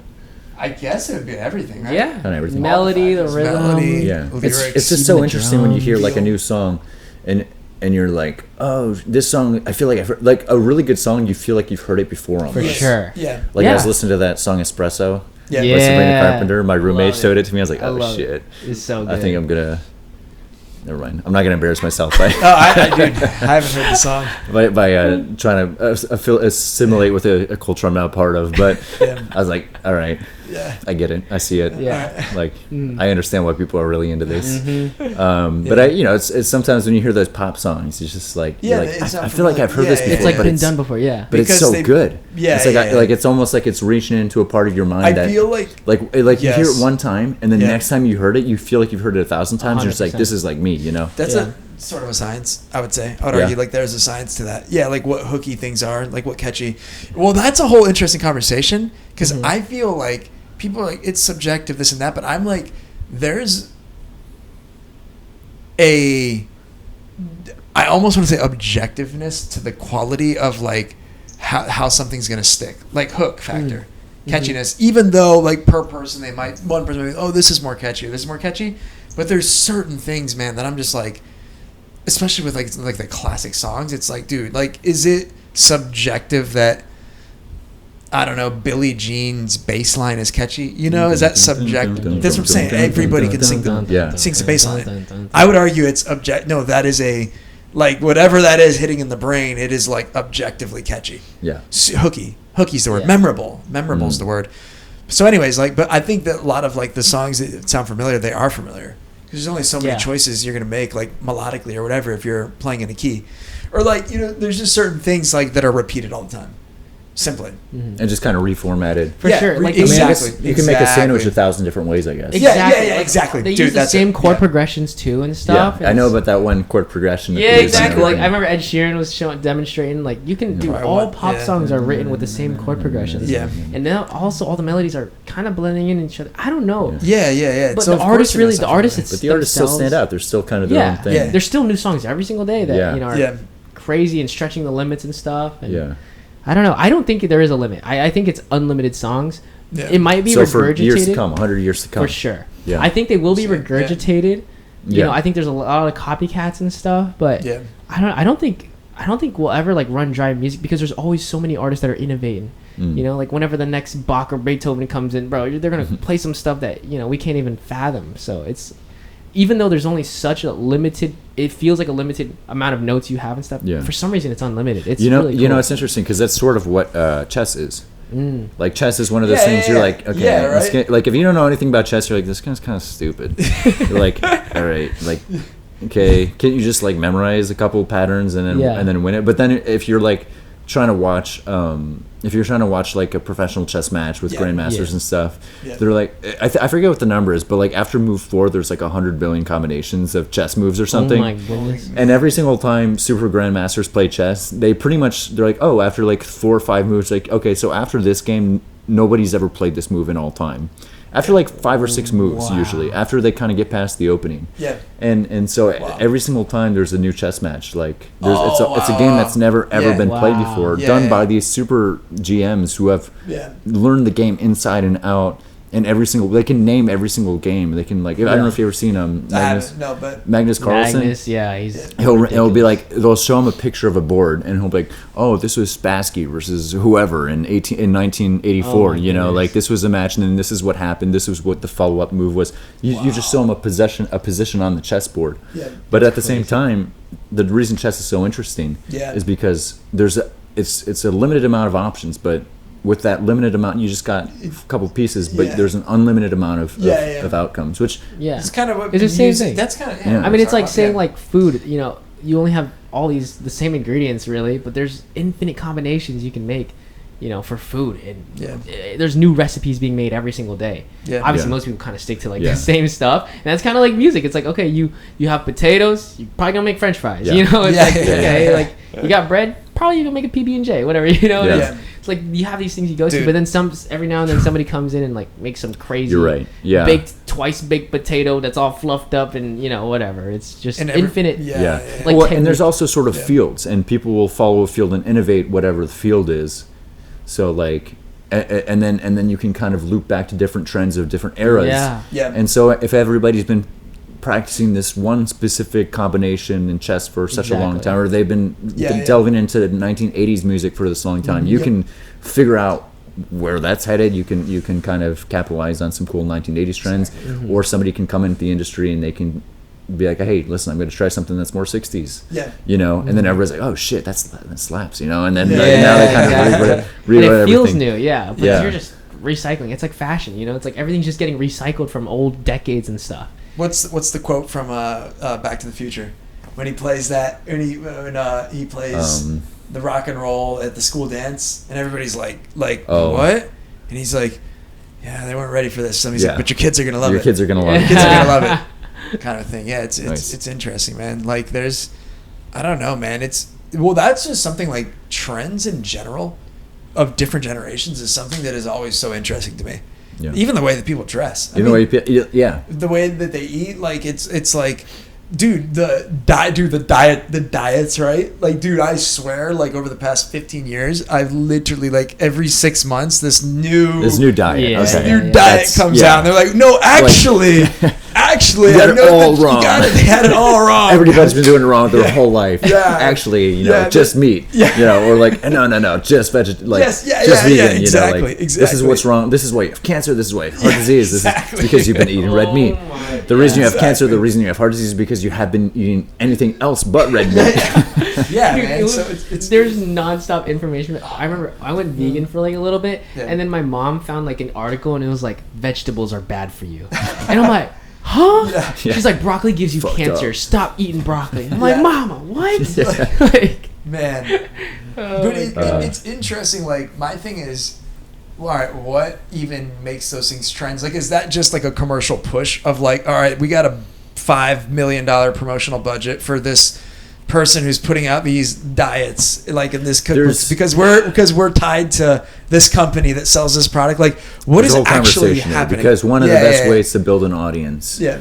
is by being like a guru of sorts. Of So some- if you can yeah. come around with this brand new Yeah. trend Yeah, and this yeah. brand new gospel, basically. Yeah, yeah. And it's a little bit of fear mongering because people care about their health Yeah, and yeah, stuff of like course, that, of course. and people want to be very scientifically backed and all this kind of stuff. So I feel like there's a little bit of like how you sell a product is partially you kind of have to come Yeah. in with somewhat of a gospel. Yeah. And Yeah, yeah. so, or if it's selling a personal brand like Liver King, for example. Oh man, You know, yeah. you're selling a personal brand. So his whole thing was eat raw liver, Yeah. or whatever it was. Yeah, yeah. I never got into it. And testicles. Oh, and testicles. Yes. I mean, that's pretty macho. Eat testes. That's pretty. I mean, That's how his can you not thing. believe Bull that? testicles. Yeah. Dipped in maple I syrup, mean, I'm pretty sure. Yeah. No way. Yeah, It's that's like if you. crazy. Oh, really? Eat testes Yeah. dipped Oh. in maple. That was his thing. His Yeah. mantra? Well, then, like, Yeah, I think liver the idea is stuff. if you Oh my eat God. testicles, it starts to make you look like a testicle. I think. I don't know what his thing was, but he was nuts, man. No, but he was okay, and he got all this like crazy PR because everybody would say you're on steroids, and he's like, I'm not on steroids. You're Right. on steroids. I'm not on steroids. And then eventually he came out. He's like, yeah, I'm on steroids. And Yeah. then he would just walk around and saying, I'm on steroids. Like he was trying to like Oh, yeah. recover. And I don't know where he is now with that. I don't know. I know, He kinda- but he didn't really lose. I know he lost some following, but he's still going. He's still kind of cranking. He's still Yeah. cranking. It's interesting. It's interesting because controversies don't really hit the same way they used to No. now. Because I think everybody's like, yeah, of course he was on steroids. Yeah, like, it's Yeah. duh. duh. Look at him. Like, look at him. There's no you way think it's like just natural. eating testicles is gonna? But I think there's something else there. There's a gospel. Yeah. There's like a No, yeah, subliminal exactly. message. Something to that. Something Yeah. new. I feel like too, just something that breaks what you've known. It breaks your reality. Yes. Yeah. There's He something broke your to reality. the You're never new gonna thing, believe. the next Dude. wave. Yeah. You're Like, eating raw organs. Like, Yeah. of course you're Dude. gonna watch. Well, it's like- believable too like- because I think you see that and you think people feel protein? disconnected. There's a lot of protein in testes. Yeah, but Like, what's believable about eating testes? Testes. That was his thing. Eat testes. Like that's his gospel. Like no, but Okay. how absurd. this is what I think. This Does is what it was actually- appealing about it. He was appealing to Yeah. an earlier man. Yeah. To a primal man. Yeah. He was saying, "Look, guys, like everybody was like me back in the day, like all you sissified bitch men, like." I think that was the pitch. It Sissified. Yeah. was a pitch, like you, and I think people relate to that, not because wrong. people are like, "Oh, I Oh, want to man. be, I want, we're disconnected. We're online, and we don't." But people want to be like, I want to be a tough guy, you know. I want to feel like I have purpose, you know. Yeah. And I want to go around and kick a rock and stab an enemy or something. Like So dude, you guys need purpose, civilization. Eat some testes, all right? I want to protect my family in the cave, you know. I want to fend off this saber-tooth lion. And people feel like I feel like if you're just like at your desk job or just scrolling through social media, me too. A little bit of that purpose is gone. But it's not still somewhat there. He's speaking to that little 1% of you that's like, I could fight off a bear like back in my day, you know. Or at least I would fucking try. Yeah, like I would go for it, you know. I think that's part of what it is. But you gotta say it out loud, like, because you guys have probably seen the whole thing, like the mannerisms, the delivery, like. I'm just hearing about this for the first time, and all I'm saying is like, okay, there's a guy that's like, eat testes. Have you not heard of this guy? No. That's crazy. No. He's jacked out of his mind. Dude. Like he literally just looks like, oh man, dude, like a grape that's been squeezed to excess and is about to pop. Yeah, like he's super veiny. Yeah, and he's got this very very very bushy beard and super long hair. And he's like jacked. Oh yeah. Super okay, jacked. He's like super in shape. Yeah, of course. And insane, roid monster. Okay. Yeah. Have you ever seen Castaway? No. Oh, too bad. Is Kevin with Tom Hanks? Oh, Tom Hanks, yeah. Wilson. Okay. Did you ever see that? I feel like I have some clips of it. Wilson. You never saw that? Tom Hanks stranded on the island. He's got I know what you're talking about. I haven't seen it. Yeah, he's got the really scraggly beard. Dude, I've seen scenes, but I've never seen the movie. I heard it's pretty good. All I'm saying is that that's kind of his. I think that's what his subliminal message is, and that's how he was able to sell his products. Yeah. And everything you're saying. I'm going to bring you back to a time when you were like, if you want to experience that primal manhood. Yeah, I get that. Follow me, and I can show you the way. I'll show you the way. And how far of a stretch is it to think? Yeah, they probably ate raw liver and raw testicles. Yeah. Back in the day. Believable. Yeah. That's that's if you don't think about it, that's like. Yeah, probably. I mean, well, there's a lot of things if we don't think about it and we hear, we're just like, oh yeah, all right. Yeah, that could be. Yeah, but sure. Lo and behold, it turns out that he had I think a $10,000 weekly budget for steroids. Yeah, you're right. Right. Dude, and so he had all the most modern technology of all time. Yeah. But preaching the gospel of this is, and he had his own pills he would sell and stuff. Yeah. No way, man. Yeah, how about that, man? But it is crazy on social media. Like you can get anything to I don't know, if you know how to garner attention. Yeah. You know, and build a following, and I don't know, you can kind of play with the masses. You know, it's dangerous. It's with great power is great responsibility. You know, it's you can influence them however you want if you're able to, if you know what to do. Yeah. So there's a lot of people that use it for good. There's a lot of people that use it for bad. It's just that's how anything is. I think we have an example of somebody who uses it for pretty cool things. I'm trying. No, because I've listened to your music and I dig it. It's really good. You guys should definitely check it out. I feel like it comes from the heart. I try. Yeah. There's somebody there. Yeah. I mean, I try to pour it. You know, like the music that touches me and impacts my life.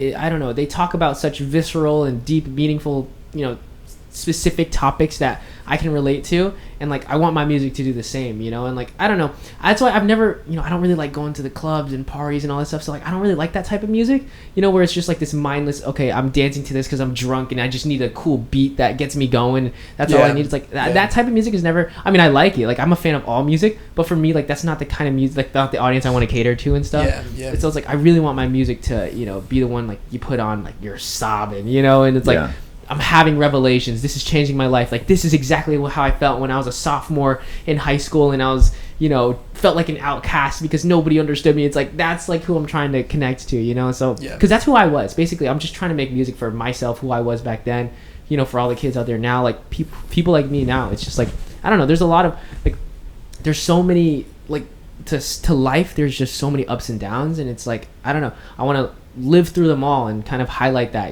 so I'll have a bunch of great feeling, happy songs and all these depressing, dark sounding songs as well. It's that's life. It's never one or the other. It's kind of a mixture of both, and there's also nothing bad about that as well, but I really want my music to, I don't know, mean something. It has to I just need substance. That's all I listen to. Substance. It has to have that depth, substance, meaning, impact. And you got a fan base.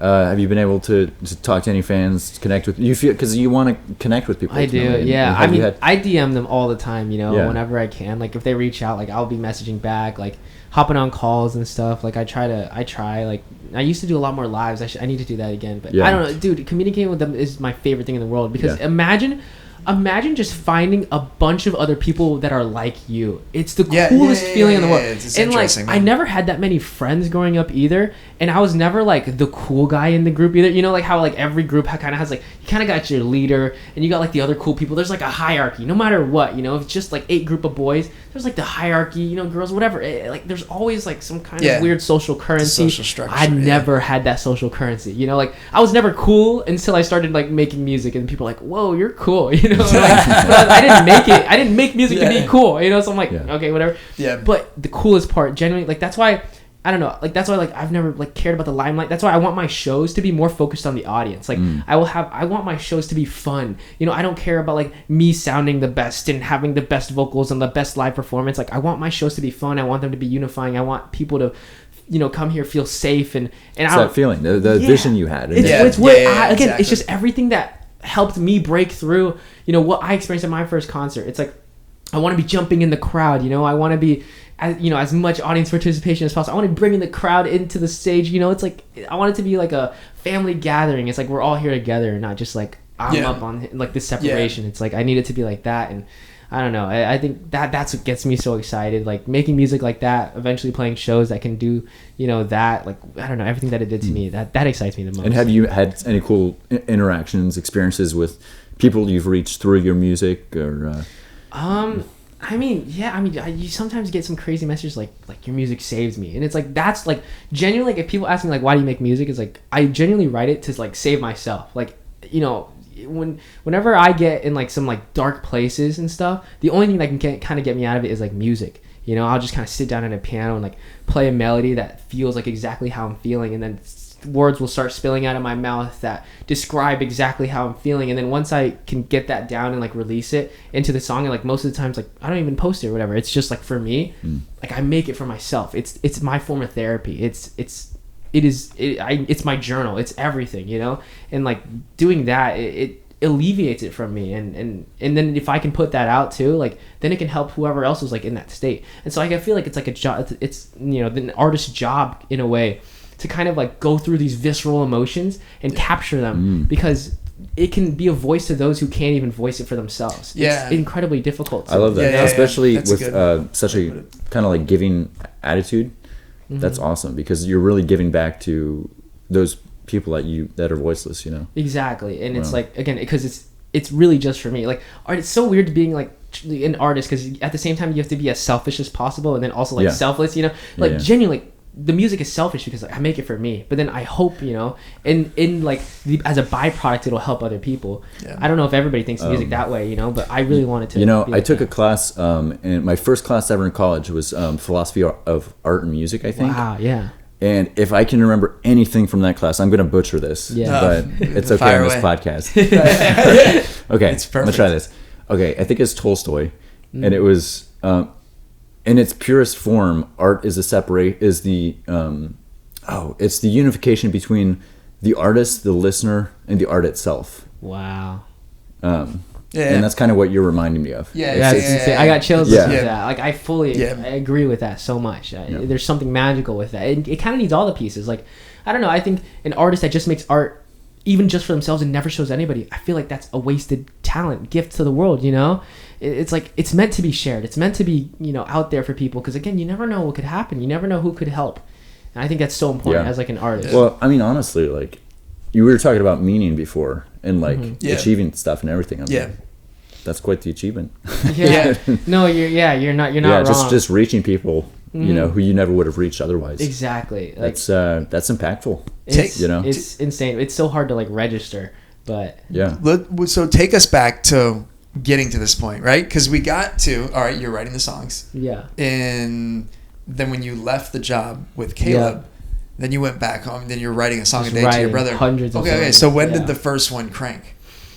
Ooh, okay. And to so get you to the point, right, where the songs did start reaching people. I Yeah. mean, I remember I remember.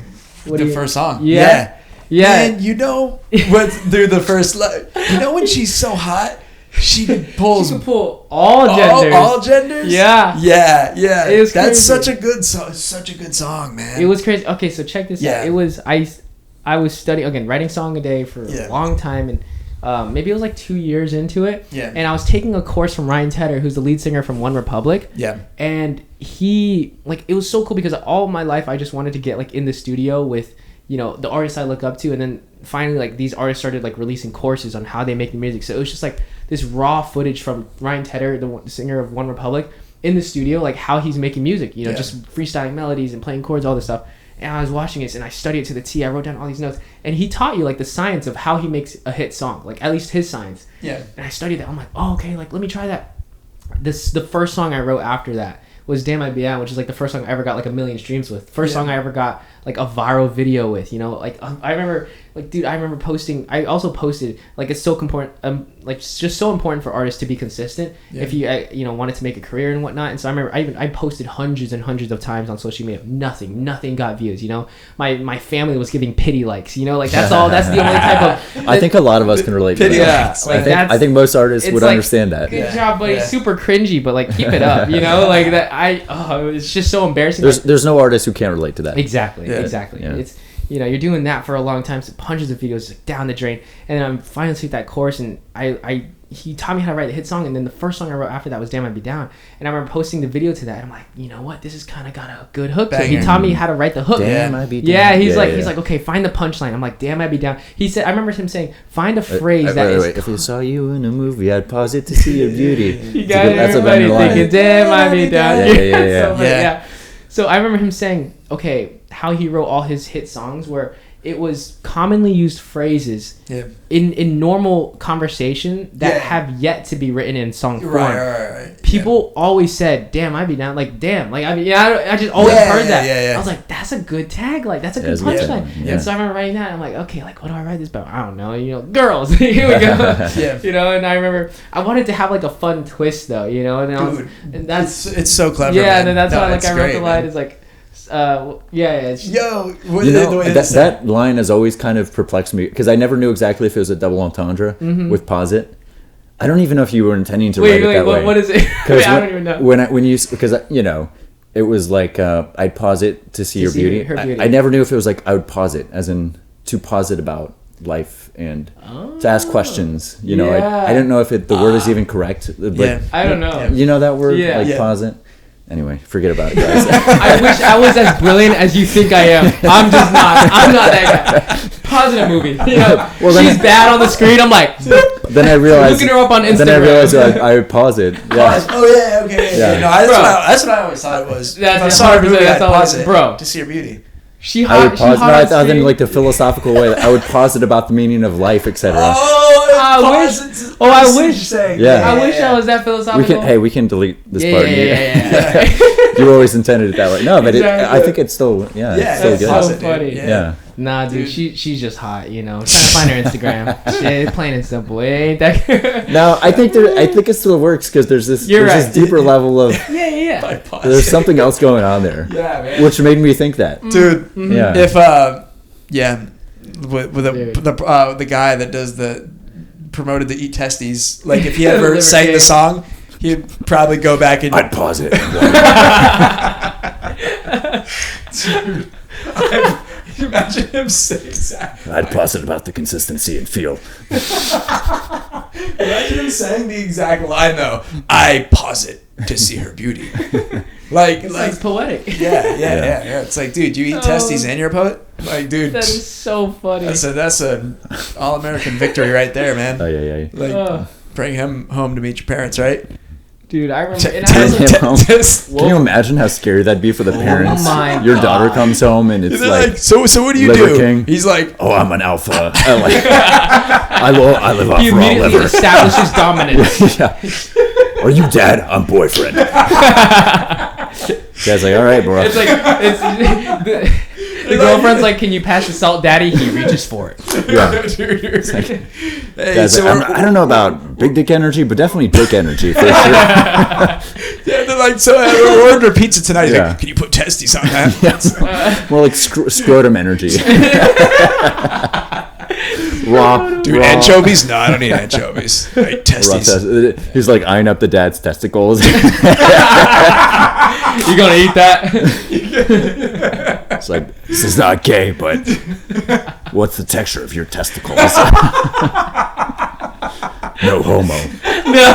No, diddy. No titty. Oh, dude. Yes. Oh man. Girlfriend's just like, he always asks that question. This is Sorry, normal. I forgot to warn Yeah, you. he's like a real man, guys. Yeah.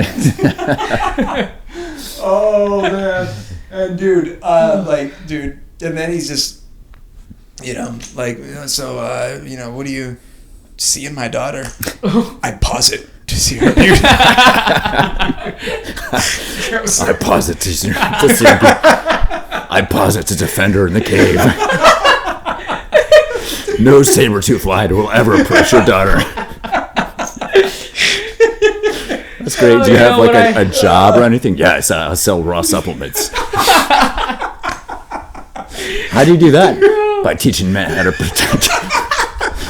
how to protect their wives from saber-toothed lions. Woolly mammoths.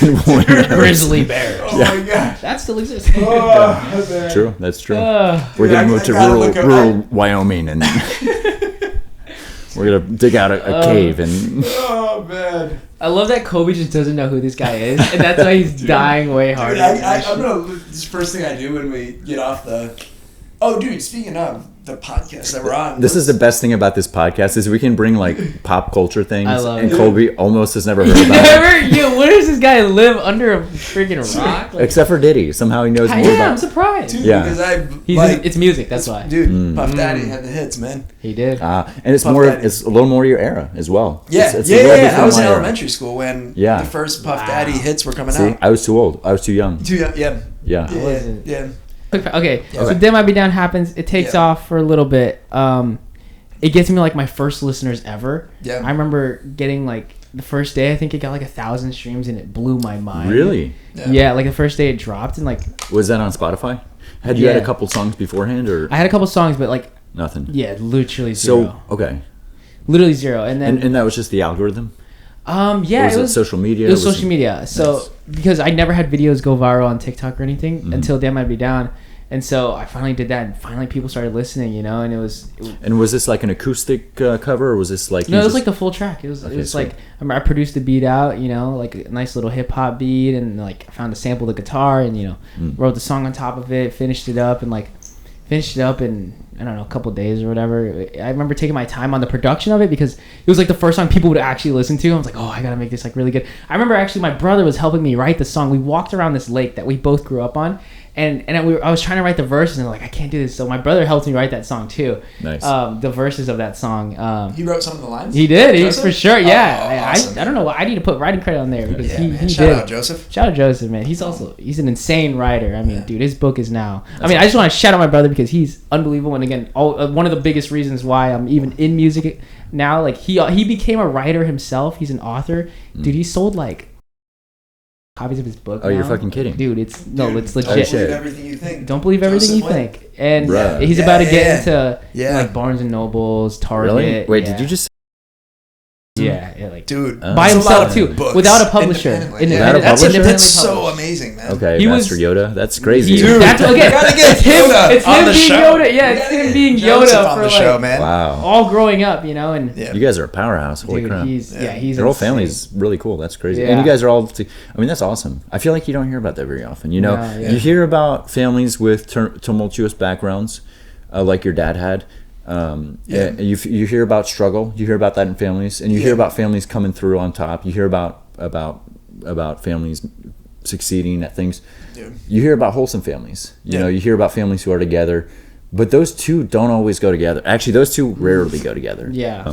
That's cool that you guys have such a rich, diverse like upbringing, but also that you guys are so close together and able to continuously support each other. Dude, And you're from right. everything you've said, it sounds like that's very fundamental to your success as well. Dude, still to this day, like, I mean, I send him all the songs, like, he's checking every song. He helps me with he's my best friend, like, we're super close. Like, I'm so lucky to have, like, as close of a relationship as I do with him. Like, I run everything by him. Love to see it, folks. That's great. He's amazing. He's about to have a kid. Like, he's got it all, man. He's So is he making a living off of his book, or is yeah. Bro, that's awesome. He's good, man. He's living the set. dream. Yeah, he's living the dream. He's got a wife. He's got a kid. So what's the book again? Let's shout it out. Don't believe everything you think. And genuinely, like, dude, if you want to talk life changing, every day he's getting tens, hundreds of emails. It's like, really, you saved my life. Like, and this what's a elevator pitch on this book? What's kind of a synopsis? Okay, it's like, I guess it's like, is it advice? Like, is it? Yeah, it's like a spiritual self-help book. You can Yeah. kind of classify it in that. It's nonfiction, and it's kind of just, I don't know. It's helping you understand your mind and how, like, not all of your thoughts are like, you don't have to believe every single thought you have, and because, like, it's good thoughts, bad thoughts, and all this stuff. I don't know. So it's just kind of a psychological self-help. Yeah, exactly. It helps you understand. It just helps It's you kind understand. of an insightful Correct. introspection. It helps you I don't know. It just explains a lot. I don't know how Folks, to. you have to read the book. You have to read the wouldn't book. get it unless you read the book. It will genuinely change your life. Again, he's Okay. getting, dude, people, like, on the brink of suicide, and, like, they'll read the book, and genuinely Wow. it will turn them around and, like, help Man. them find meaning and purpose in life again. And it's just, I haven't read it yet either. Dude, but yeah. I'm- So it's I able to have genuinely man. I'm help gonna- people in dude, dire it is one of the situations, most literally. like, the only reason why it has worked as well as it did is because it's so impactful. Like, as soon as somebody reads it, like, they recommend it to all their friends. You're like, you Yeah. won't believe this book. It changed my life. How long has it been out? Maybe 2 years, Wow. 2 to 3 years. Like, it's not that congrats long. to your bro, man. That's, Dude, he is, Yeah. he's Yeah. unbelievable. Shout out Again, I love, again. and he Shout deserves out. it. Like, he's Joseph. been through the ringer himself, Yeah. like, dude, he was, like, struggling for the longest time, for years and stuff. And so I'm just happy to see it, happy to see him up. But, yeah, Absolutely. he's insane. Yeah, right. He's a cornerstone of, like, everything I do. Like, Yeah. again, I send all my stuff to him. All my great life decisions I have to run by him. He's just, We're gonna have to talk to our agents and see if we can talk to his agent. Yeah. We're Yeah, gonna down the line. exactly. Absolutely, man. We'll see if we can exactly. Yeah. maybe get Well, Joseph Yeah. on the show. We'll talk one to day. Jeff Bezos and be like, "Yo, we heard you have somebody in your midst Yeah. selling on your platform." Yeah. Yeah, no, I love him to death, but I remember. Okay, I don't know. So Yeah. that was Song. just a side note about your brother and love his him. book, and you would we're kind of talking about your methodology, your first song. Yeah. Damn, I'd Be Down. You That's kind of very talked about working. your One Yeah. Republic, the singer. Yeah, you were yeah, taking he his was course. He gave yeah. you some good pointers, kind Exactly. of scientifically delve into what would work, what wouldn't work. Yeah, like, I don't know. Okay, so basically, I kind of saw it. Okay, I played the long game when it came to this music stuff because there's so many facets that you have to learn. I remember, like, first really wanting to be a great songwriter. So I was like, okay, let me take this year and just write songs, become a great songwriter. And then I was like, okay, I got the songwriting, like, somewhat down, not great, like, good enough to, like, maybe start cranking out songs that people would listen to. And I was like, oh, the production's lacking. Like, hey, let me get better at production. And I took like a year on that. And I'm like, okay, let me, I'm just bringing it down into chunks because, again, you can't do any of this overnight. You have to take your time on it. And if you want to get great and become a master at anything, it's fundamentals. You got to get the fundamentals down. Like, I remember actually a really impactful story that helped me was Kobe Bryant. I looked up to him so much. Oh, yeah. And nobody knows this, but Kobe Bryant was actually terrible at basketball. No way. Yes, oh, he I have was. heard Didn't even that. know I that. have heard that So before. Kobe, Yeah. when he was 12 or 13 years old, he entered the summer league and didn't score a single point. Wow. This is Kobe. And keep in mind, at 14 years old, he became like the state champion. And and it's like, how did he do that? And so when he was in 12 years old and didn't score a single league, he remembers thinking to himself, he's like, okay, I'm obviously terrible right now, but he's like, how can I get better than these kids? Okay, these kids are practicing once a week for like 2 to 3 hours or twice a week max.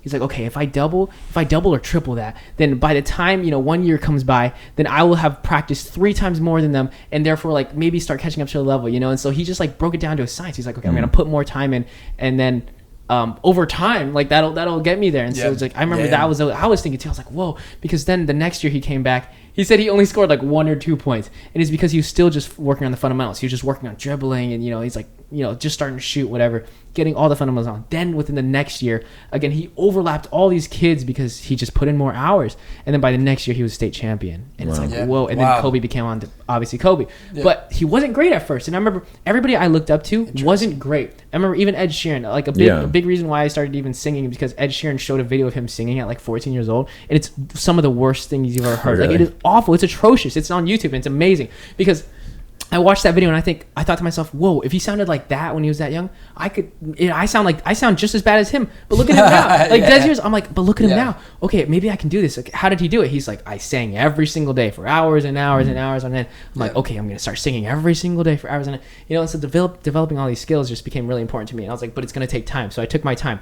First year on writing, second year on production, third year on like voice. Like I wanted to be like a better singer. I was like, okay, let me focus on voice. Did you like long-term plan all of this out? Not really. It just kind of happened by accident. Is it sort of you became aware of what you were lacking? Exactly. Like, okay. Every single year that passed, I was like, damn, I'm not where I want to be. Like what's missing? My production's kind of bad. Let me focus on that, And I just kind of like started doubling down. And then I remember slowly all these pieces coming together. And I'm like, okay, maybe it'll come together in the right whirlwind. And then it kind of did for like my home. Because I remember, okay, so for example, even after Day Might Be Down, it was kind of a fluke because it was the first song I wrote that kind of got traction, but I didn't know how to do that repeatedly. So I took a big break after Day Might Be Down. Like if you look at my catalog, there's like nothing after, maybe sparsely some songs, but I realized I couldn't keep this up. And so I went back to the craft, started writing a song every single day again because I knew I couldn't keep up with that.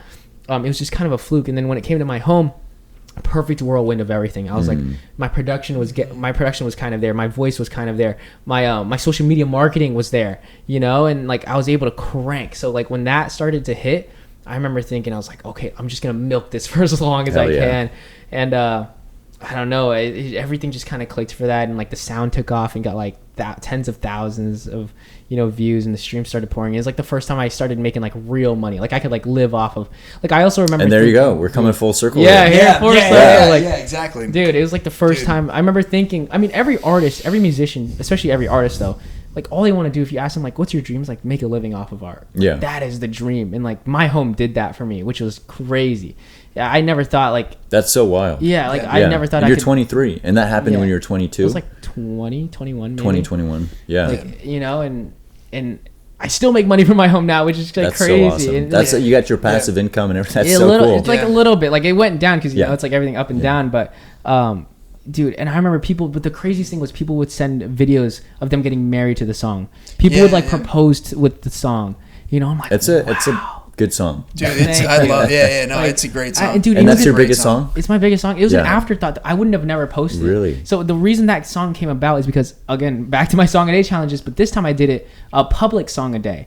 It's still up there, you can look at it. And I remember I was like, okay, every single day for this month, I forget what month it was, I was going to write a song every day and post it by like 4 p.m. or whatever. I was back to my roots, because I was like, okay, I need something to work. I moved out to Arizona. So I was like, I did my whole, working on the craft alone at my parents. And then Caleb was like, he's like, I miss you, man. Come on out. I was like, all right, fine. So I started living on his couch and just living off of like oatmeal and peanut butter sandwiches every day, like straight up. And on his couch, like, and then go into his closet for like 8 hours, 12 hours a day, crank out a song a day, post it up, pray something works. If it doesn't, just go back to it. And so every single day for 30 days, I wrote and posted a song in that closet. And none of them worked, even my home. So when I posted my home, it was day 9 of a song a day. And I remember, so that was the challenge, the song a day challenge. Just song a day challenge, just to get better. Was there a specific amount of days that you were doing that 30. for? 30, okay. It was just 30 days publicly. Is that always how you do it, 30 days song a day? No, it's usually way longer, but like just that one for like publicly 30 days because I wanted to release songs after. So I was like, to release, I have to work on them a little bit longer. So I was like, okay, 30 songs. Then after, I'm going to go back and look at the ones that perform the best on social media, and I'm just going to drop that song. And so even when I first teased my home, it didn't go viral at all. It was like you're using like a scientific approach kind of testing the water, sampling it, seeing what's catching, what's not catching, and you're kind of having that live feedback. Exactly. Of what's going on. After the 30 days, I looked back, and my home had the most, but by like a couple thousand views. Again, it was not by any means viral, and I was like, well, I got nothing else to post. So so I finished the song and I teased it one more time, and then that was the one that took off, and it got like 1 million views overnight. And I've never gotten like views like that. And I go, whoa, people begging me. 1 million views every night. Yeah, That must have been a crazy feeling. Yeah, Dude, it was- You like went to bed and woke up and it was like, whoa. It was just it was ridiculous. And I remember thinking, whoa, like I gotta drop this song. And so I immediately, because I didn't even have the song finished, and so I immediately started like working on production and adding in all this stuff. And dude, I just dropped it as fast as I could, and I remember it immediately started getting like 30K streams a day, and it was just like it was crazy. Wow. And again, the sound took off, people getting married to it, like huge influencers using it to post they're like using it on their videos and stuff. And I'm like, this is crazy. That must have been a surreal feeling. And people started reaching out too. Like I remember like some managers were like interested in me, and whatever. It was like the first time any recognition would come for that. I remember even like I was finding like my family would see it, and like that was the first time. So like my parents, my parents are very practical, right? They're Asian parents, so like they generally all they wanted for me and my brother to do was go to college, but neither of us went. Like Really? my brother went to college for like a year and a half, but then he like left, and I never even went. And so like all they wanted us to do was go to college, but I mean, that's interesting because you have this duty to your parents. This correct. internal duty to your parents. You're right. You're not wrong. That's wild. That doesn't even make sense. I know. That doesn't make sense. It's not cooking. I knew. Yeah. Well, it's not cooking. Well, okay. I knew college like wasn't for me. It just I knew if I wanted to do music. You or just business, didn't buy the hype. You just okay. It was business or music, and I knew neither of those would come from college. Like, why would I learn from a professor that's never built a successful business? You know. And also, I wanted to go study from the greats. I wanted to be around them. And I knew being around them is how I do it. Not studying like these books and whatever. And theoretically learning. Yeah, exactly. Was that just how did you come up with that idea? I mean, was it just you just kind of developed that? Yeah, I mean, I've read a lot of books. I studied all of my favorite artists, and I saw what they did. Yeah. And dude, it was all by themselves. Really, it was just them tinkering away. Yeah. Like it was them working away like a madman for hours on end by themselves. Yeah. Experimenting, trying out things. Yeah. And it's just like that is how you. I kind of agree. discover. My experience of college is it's very, very useful to the person who knows it's going to be useful for them. Correct. Doctors, lawyers. Yeah, lawyers. Like, if you want a solid career, film school, whatever. Film school can be great. But it is important if you're not cut out for college. Yeah. It is important to realize that. Yeah. Because I do see a lot of people who, and I saw a lot of this in college, and I was one of these people where it wasn't cut out for me. It was never supposed to be my thing. And I think a lot of people can feel like that's the only way to have any kind of success. So that's what you have to do. And I think a huge amount of college students just go to college because that's what you're supposed to do. Correct. And you feel like that's the only avenue to success. I think it's important to give it a shot. If you don't know what you're doing, it's better to go than to not go. But overall, it's more of a filtration system than it is a teaching system. I think a college is ultimately looking to find the right people to fill specific roles. Of course. And it's important to realize if you ain't part of the system. Yeah, exactly. I think as well. I mean, genuinely, the purpose of college is to create like workers. Yeah. Like exactly. what else are they creating? They're not creating business owners. Like no chance. Yeah. And so if you want to do your own thing, you're not going to learn it in college. Yeah. You know. Yeah, exactly. And I already knew I had like the self motivation and drive. If you don't have that, then maybe college, like the regimen, the routine of it is great for you. Well, I'm going to defend. There are amazing people who go to college, and that can be fantastic. Yeah, of dude. course. Of course. I mean, a lot of people say it's like the greatest thing. Yeah. They met their wife in college. Like maybe I missed out on my wife, uncle. I don't know. Yeah. Like college is great for like social wise. Like dude, I was an outcast. So like I didn't really have that many friends, and because I didn't go to college and stuff. I didn't have all these parties and friend groups coming from there. So it's like the plus of college is great for like friends and social scenarios too. I think that's super valuable. Yeah, and the careers that are going to really necessitate those 8 years, those careers where you need a deep well of knowledge. If you're going to be a math heavy, job, or if you're going to have a very technical job in whatever field. Exactly. But in terms of what we do, in terms of like creative, it's hard. What do we do? Yeah, what do we? Like, we're here now. Like in terms of what we saying. do, like we're here talking. All I'm saying is sometimes it's good to give up. Okay. All I'm saying is like I've never once questioned dropping out of college. Yeah. Personally, I've never once been like, maybe I should go back. Dude, same. I'm so happy about my film school. Ultimately, it was a perfect school for me. Yeah, that sounds great. It was a community college, Val State University. Hey. We were awesome. It was an awesome two-year program. Sick. Didn't go deep in debt. Just that's hung brilliant. out with people, got to play with hands-on equipment, and it turned out that was exactly what I needed. Yeah, I think that's wonderful. Yeah. Like I have some friends going to like, music school, like Berkeley and stuff. And Yeah. it seems like a great experience, like you learn so much from that, and you're around unbelievable musicians. There's nothing wrong with that. It's just, you have to figure out what works for you. Yeah, exactly. I think what's tough is like most people don't know what they want. Yeah. And so like they'll go blindly, which is fine. That can be the tough thing, is if you end up in a situation where, you end up in a ton of debt and didn't actually benefit from exactly from like college. And like choosing the wrong major. I know so many people that are just doing it because their parents, tell them they have to do this. I don't know. Like I loved my parents obviously to death, but that was like one thing I couldn't like shake. I just because I knew I would waste 4 years of my life doing something I didn't want to do at all. I just couldn't. I mean, props to you for realizing that so young.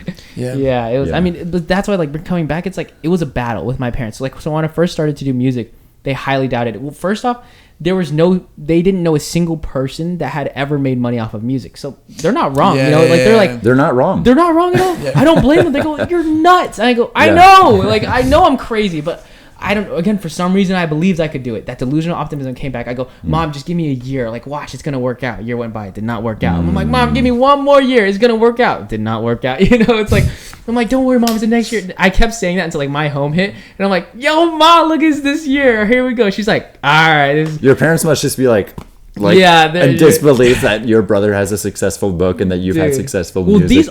Here's what's crazy. That happened like, at what the hell's going on? You're right. They were like, what? Because it happened at the same time. My home dropped at like around the same time his book dropped. And so we both started like finally making money off of like a creative career at the exact same time. And so it was a whirlwind. It was a whirlwind, and it was so confusing to my parents because they were like not supportive. Again, not their fault, because they've just never seen anybody be remotely successful in these fields. Yeah. And we both said we're gonna do this, and like it was embarrassing because all their friends and all their aunts and uncles, the brothers and sisters, they're like, "Oh, so what does your kid do?" Like in Asian culture, it's like you're supposed to like brag about your kids and stuff. I mean, I guess all parents do that, but especially in Asian culture, it's like you're like how cool you are. Like their social currency is like what your kid is doing. And how sophisticated is it? She's like, "Oh, my son is a doctor. My son is a lawyer." Whatever. And they're like, "My sons are failing artists." They're not like, it's dead serious. You're cramping my style, kid. They're like, "Yo, we're trying to sound cool." But as soon as it started working, like they loved us regardless.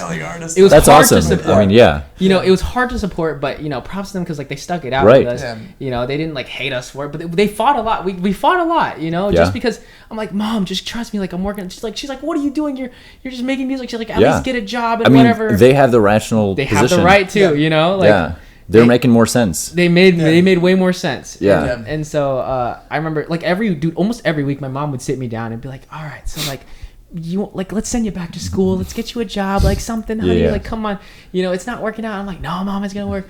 And then eventually it did start working, and then they started bragging about us, to everybody. There you go. So, hey, but they deserved it. Exactly. They deserved it. They stuck it out. Yeah. Which felt pretty cool. So nice. I remember the day it clicked for them. Like they did not understand like the music thing would work out ever. But then one day they drive up to church, and all of a sudden. And I wasn't there, and all of a sudden they heard my music playing in the parking lot, and they called me like, "Why are you playing your music in the parking lot?" I go, "I ain't there right now." Really? She's like, "What?" And so they walk up to the car, and they're like, they're like knocking on the door, like, "That's my son's song." Who was it playing the song? It was like an old classmate of mine, or something like that. But I wasn't even close with them. At all. Yeah. They just randomly heard. Yeah, I guess they were like listening to my music in the parking lot, and they were supporting me from afar and stuff. And my parents heard that, and they were like, "This is my son's song." And they're like, "Yeah, I love it." And they called me up. And they're like, "Oh my God, your music, you're famous. You made it." My son's famous. I get it, bro. On that note, there is a guy, a friend who lives in, I want to say London. I want to say London, but maybe not London, England. Somewhere in the UK. And I remember when, because he was asked, he would ask every once in a while, just like, "Oh yeah, like just in the projects in general, and this and that." And I remember I had mentioned like we were recording some tracks in AWIN, and he was like, he's like, "Oh no," like he was like, "What?" Like what? Like that's awesome, man. AWIN. He's like, "Man, I love his music." And da-da-da. That's crazy, dude. He said he's like, "Yeah, man, I was walking around my neighborhood in the UK. This is him, dude, literally like overseas." And he's like, one of my neighbors was blasting AWIN. That he's is just walking through the neighborhood. And crazy. he's like, yeah, man. He's like, I heard like one of my neighbors listening to it. And I'm like, well, dude, if you have that many listeners on Spotify, you have to like picture in real life, because I always think of that when dude, if there's like, all right, a million, multiple millions of streams or whatever, like you have to imagine like the people that are actually, you're not physically seeing them, but they're out there. Yeah. So, but like, You're it is a right. different experience when you actually see, like, run into those circumstances when it's like, whoa, it's real, or you see all your fans, and they're like actual like people, but not names on the internet, kind of a thing. Yeah, and I remember, dude, like that's like there's thousands more of those cases, which is crazy. Yeah. Like I generally, I don't understand the magnitude of it, because like I just There's certain numbers that are just beyond our comprehension. I can't understand it. You know, like 100,000 people, you know, listening, right. you know, in one place. Like that's criminal. Like that's insane. Yeah. I remember though. This was the first time I ever got recognized in public, which was like the craziest feeling, because I wasn't even in the States. I was in Europe last year. Really? I was in France, in the middle of nowhere. Where in France? I was in a tiny town in France. I don't even remember the name. What part of France? Like south, north, It's east? like Toulouse, like Toulouse? South France, like Champagne, Champagne, okay. you know Champagne, Yeah. like around there, and but I was in like a tiny like town in between, and like population like 100, you know, like it is tiny, like we're in the middle of the mountains, like sounds beautiful.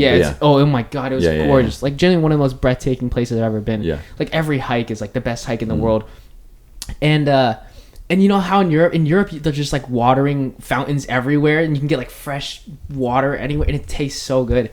And I remember me and my friends were staying in this like Airbnb in these middle of the mountains, and we would get our water from like this random water source like down the road, and all that was in between was like a road that, like, you know, went through the town.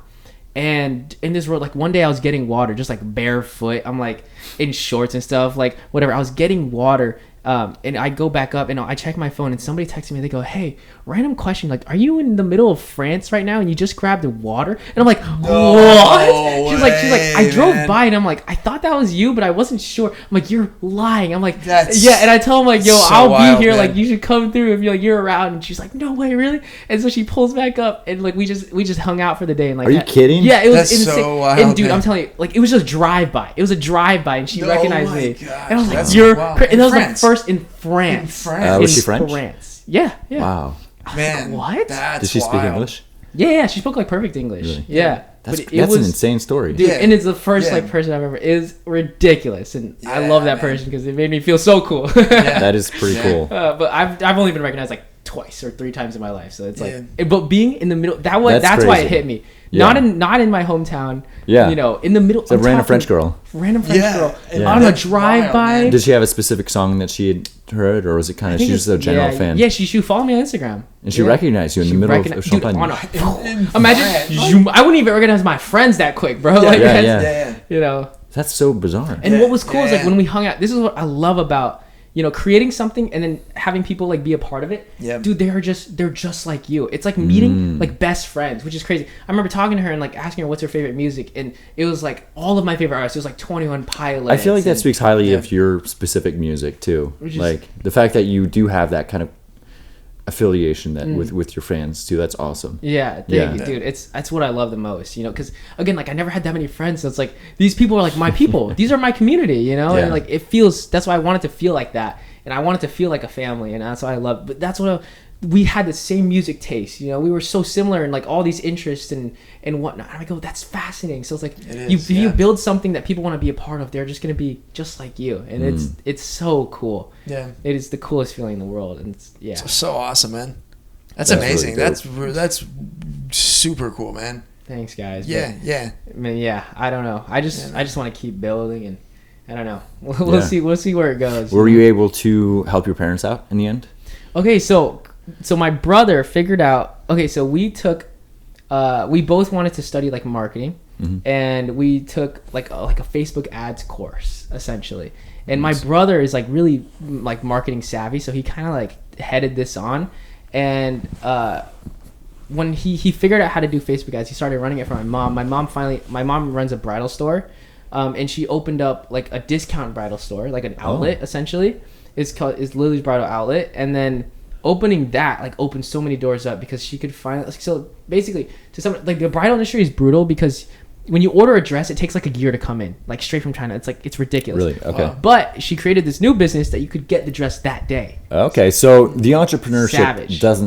doesn't begin No. with the children. No, my mom is Okay. savage. Okay, Like gotcha. she's crazy. All right. She's brilliant, you know. But like, Savage wins. But Savage wins, yeah, but man. she didn't have that until like a couple years ago, and so like until then, like the bridal business is brutal, and like you're getting very slim margins. So you were basically, and now so her business is doing better and everything. Dude, yeah, it's crushing. Like with Oh, that that's new one. awesome. Because then my brother started doing like Facebook ads for it.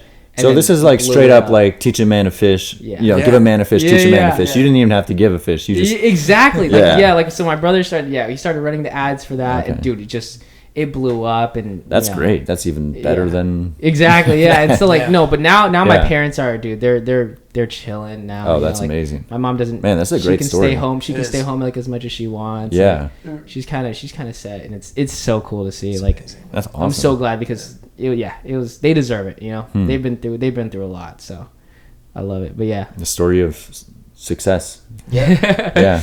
The immigrant really, man. success. Yeah. I mean, it really is honestly It's a Like win. it's crazy. Like so awesome. I like a win. I am by far like the least successful in my family. Like it is- Really? dude, but not even close. Yeah. That's awesome. So that's what it speaks volumes to like how good everyone else is doing.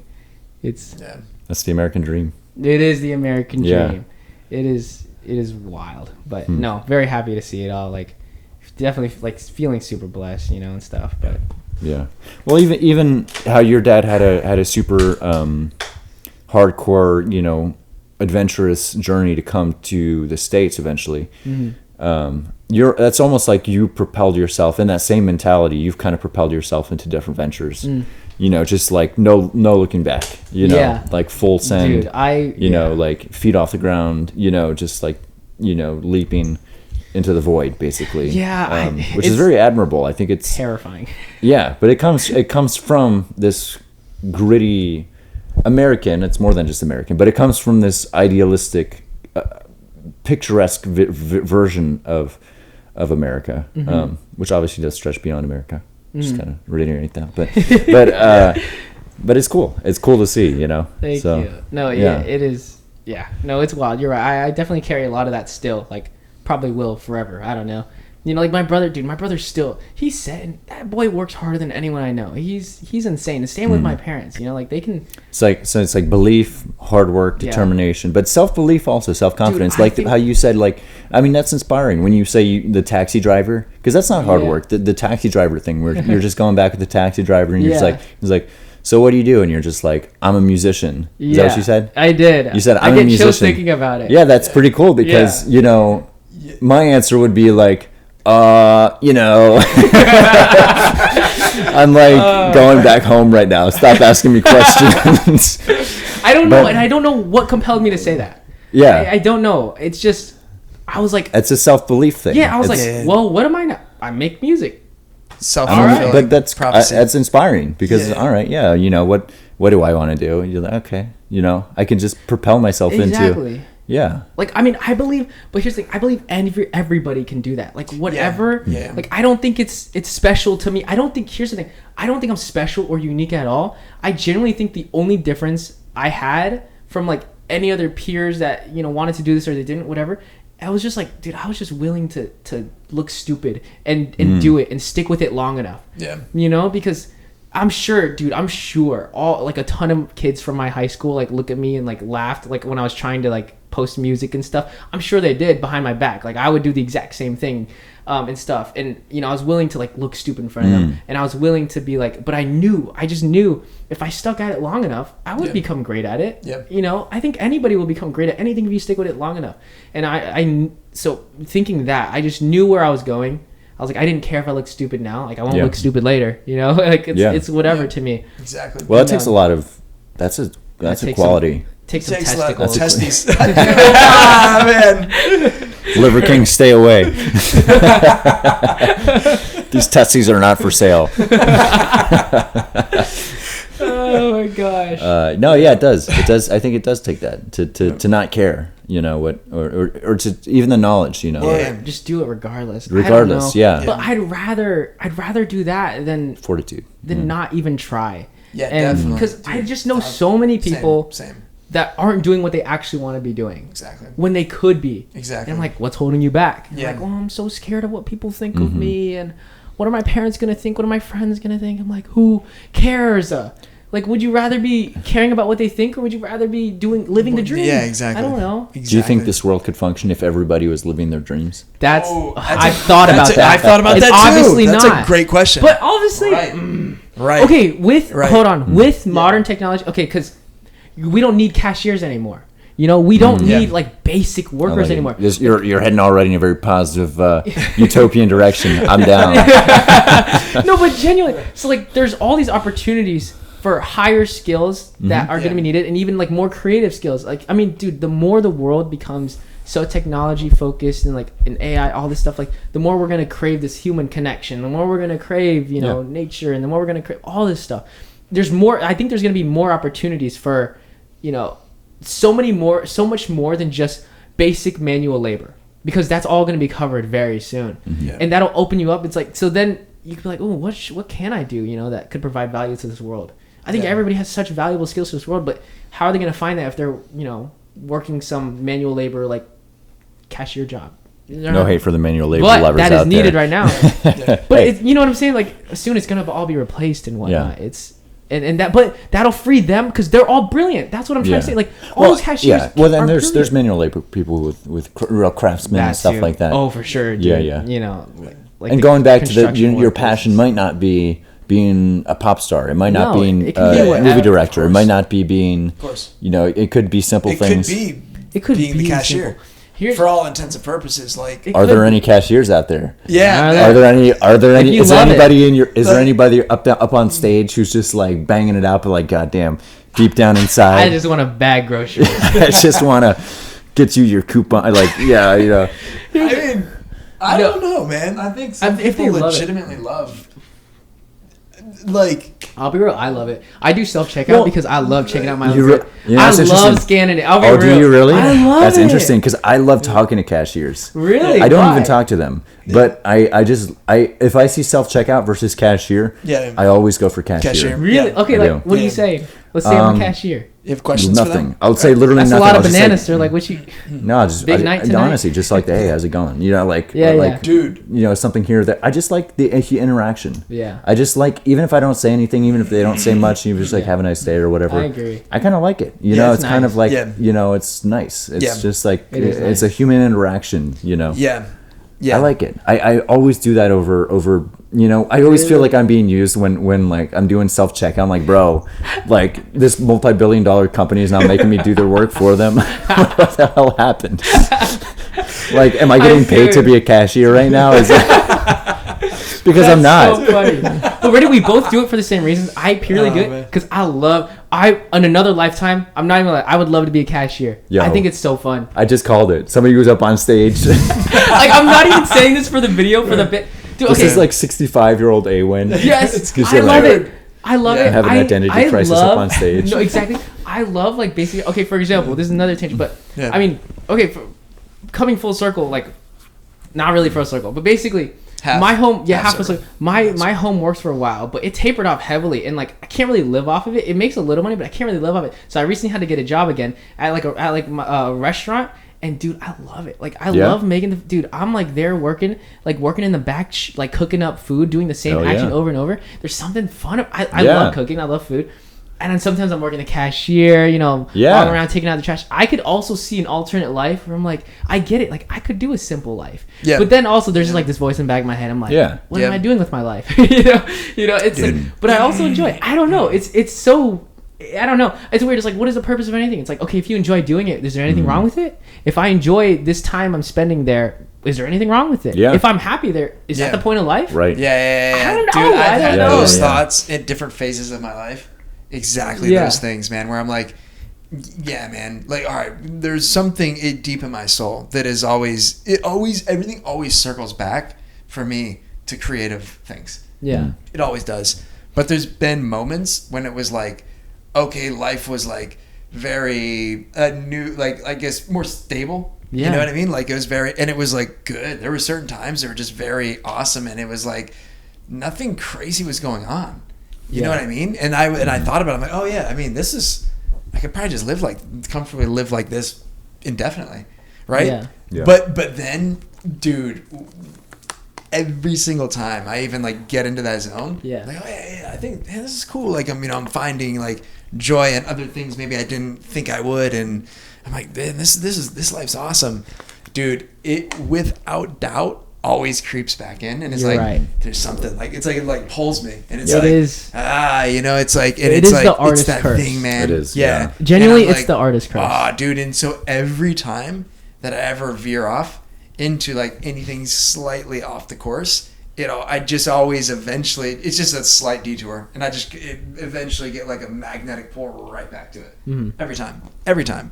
So like that's the thing. Like eventually, it was just like I think it was 27. Like that was like the point when I knew. I'm like, okay, this is just where it circles, because this is where I always feel like the most like alive, I guess if you want to say, like, right? Like it's like the creative frequency is where I feel the best, and I'm just like, but it spills into every avenue of existence. Yeah. So I'm like, all right, when the creative stuff is happening, it always is like typically a sign of like a great era, like of all the just everything outside of the creations too. And at the end of the day, it's like, man, I feel like our existence is, we can create it. You know, it is an art piece if we view it that way. I viewed it that way. Existence is just like literally like writing a song. Like I think about that. It's like, yeah, the path that we're going to travel or whatever we're going to do or experiences we're going to have or whatever, like just like crafting a song. It's just like, well, what do we want them to kind of be? Let's move in that direction. I like that a lot. Yeah. Yeah. Yeah. It's all, dude, it's all, I don't know, man. I like that because, people will have, I'll be around people who are more successful than me and more achieved in terms of just routine, day-to-day, better jobs, better job security. Maybe they got their family going or whatnot. But, I think for me, that is something that I do kind of fall back into of just like, even though I could go down this one route and just stick to this one specific career route, and I could probably do well in here in the long run, there's something where I'm just like, but life is a story. Dude. And I kind of, man. Okay. Life is a story, man. Dude. And you can't really. I got one for you guys. All right, go for it. Okay. So this came from I was on social media, and I saw this post, and I just never heard anybody explain it in these terms. So I think it was a post made by Aaron Apke. Shout out Aaron Apke. And I know who that is. Dude. So like there was this one, and it was like, imagine this. Imagine if, right, we're here in this existence, and in another realm, there is like your soul tribe, right? Like your family, where your soul came from, just in like a theater, watching your life as a movie, right? And I thought about that, like oh yeah, like man, if my existence is a story, because that's exactly what you're saying. It is a story, and I'm thinking about it because I read the story of other people's like lives and biographies, and I'm like, oh my god, it's so interesting. Like these things that they were doing and the ways they were like thinking outside of the box and all. And I'm like, oh man, it's exciting. There's an excitement. There's like an energy, man. There's a spark there that is. Which to me, I'm like, that to me is what life is, I would say, in a nutshell. It's like that feeling, man, of like, yeah, man, like I can't wait to wake up because there's so many things that are exciting and like epic things are gonna unfold, but I don't know what they're gonna be. Like there's like a sense of like, not knowing fully how it's gonna go, but just being excited for existence, man, rather than the opposite, like, oh man, I don't want to get out of bed because I have to go do this thing, and it's like not exciting and it's draining me. And like at that point, man, I'm like, dude, I don't know, for me, I'd feel like a machine, and it's like, why am I even like, what am I even doing? But like, yeah, so I was thinking about that. I'm like, okay, what if people were watching our lives as a movie? And his whole thing was like, give them a show. Nice. Give them something to watch, man. Like, give them a good movie. Yeah. And I was like, yeah, man, that's exactly it, man. Like, that's kind of subconsciously, I think, like, it been in me all along. It's like, yeah, man, this is all a movie or something, or a story. This is all a story that we're doing. So that's kind of like, that's right, an awesome one, man. That's when you read it back, even for me, when I read back like my own life, like I think up to this point, I could definitely say, like, if I read my life back as a book, it would be a great movie. Oh, bro, you got so much. It's a great. so I think it would already be a great movie, Content man. in there, Yeah. And it's like, so I don't know, man. That's sort of how I think about it. So I kind of lean towards the thing that is what you're saying. There's like a safe route or whatever, but if something else is more interesting that pulls life into you, I think it's always the move. I think it's like go with that excitement, because I think ultimately that's going to lead to a more rewarding place. Maybe it's not financially, but I'm just saying like it more rewarding existence. Yeah, man. it is really important to remember that life ain't about money. Yeah, You know, because sometimes we can forget that. yeah, For yeah. sure. I mean, dude, it can do things. Yeah. It's not a bad thing. I don't think. Oh, it's great. Yeah. Yeah, and, obviously. and you should pursue money and everything. Definitely. But life ain't about money. Yeah. And it is really important to realize it's not about money. Yeah. You know. Yeah, definitely. It's important to internalize it too. Yeah. I'm working on a project now. Yeah. I've kind of actually made a little bit of a rule, just since I've had a job. But I really enjoy the thinking about projects in a producer mindset about like, okay, how do we get views? How are we gonna make money? All this kind of stuff. That's a good idea. Great.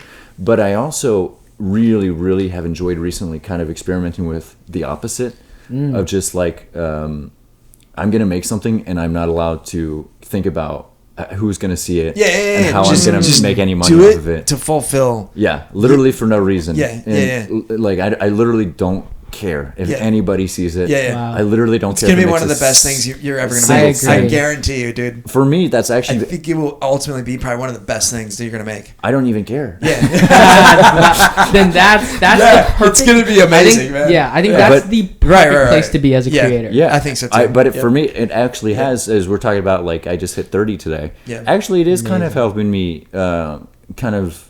I don't know, like it's helped to kind of take off a little bit of edge off of certain things. Yeah. It's made me a little bit less nervous about certain things. It's made me a little less worried about certain things because like, all right, I'm just going to do this one project and I kind of have it in the back of my mind and, I work on it when I can work on it. And again, I do actually enjoy the whole production side of everything. Yeah. But having those projects there as well is really important. Like these aren't for views. These aren't for money. Man. And that's a rule, Wow. I'm going to strictly just worry about just making, kind of like what you were saying, I'm going to strictly worry about writing for myself. Or producing just for myself. Yeah. Absolutely, man. I like that. That's incredible. Like you're gonna make your best art. I feel like people should do anything that nourishes their soul, like their passion, whatever, man, whatever that thing is, like for that. Because, dude, a lot of like stuff that I find myself like writing or creating. Like I'll realize like it's like once it's done, it's like the goal I think was this is complete because I love it. I just did it and I'm like I love this and like I don't know like that was awesome.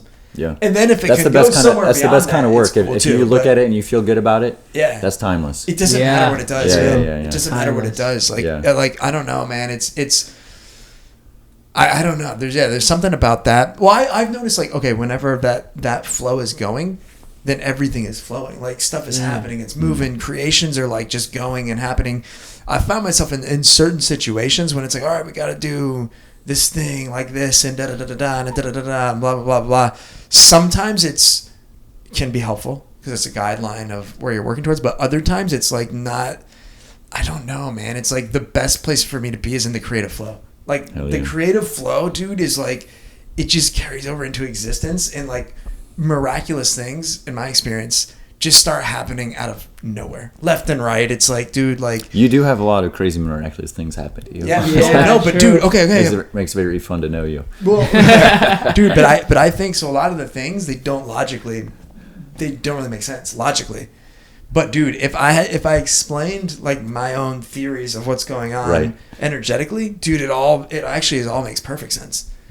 So that's it's almost like watching people speak a language that you don't understand, and they're in conversation. You kind of could get what's going on with their body. Like if somebody's speaking another language you don't speak, but they're crying, you could kind of be like, oh, like maybe they're sad, or like you can pick up on certain things even though you can't hear the specifics of the words. And that's, dude, I think that it's just the way that I've come to view existence. It's like there is a chessboard of existence. It's like the laws of the universe, so to speak. And there are things like that energetically, like it's not like you'd go to school and they teach you these things necessarily, but in under that lens, all of the bizarre or the impossible things, they all do make sense under that lens, you know. So that's where I'm like, yeah, these random things, they become not so random because they happen all the time. And it's like, you know, they happen in times when energies are aligned in certain ways and so on and so forth.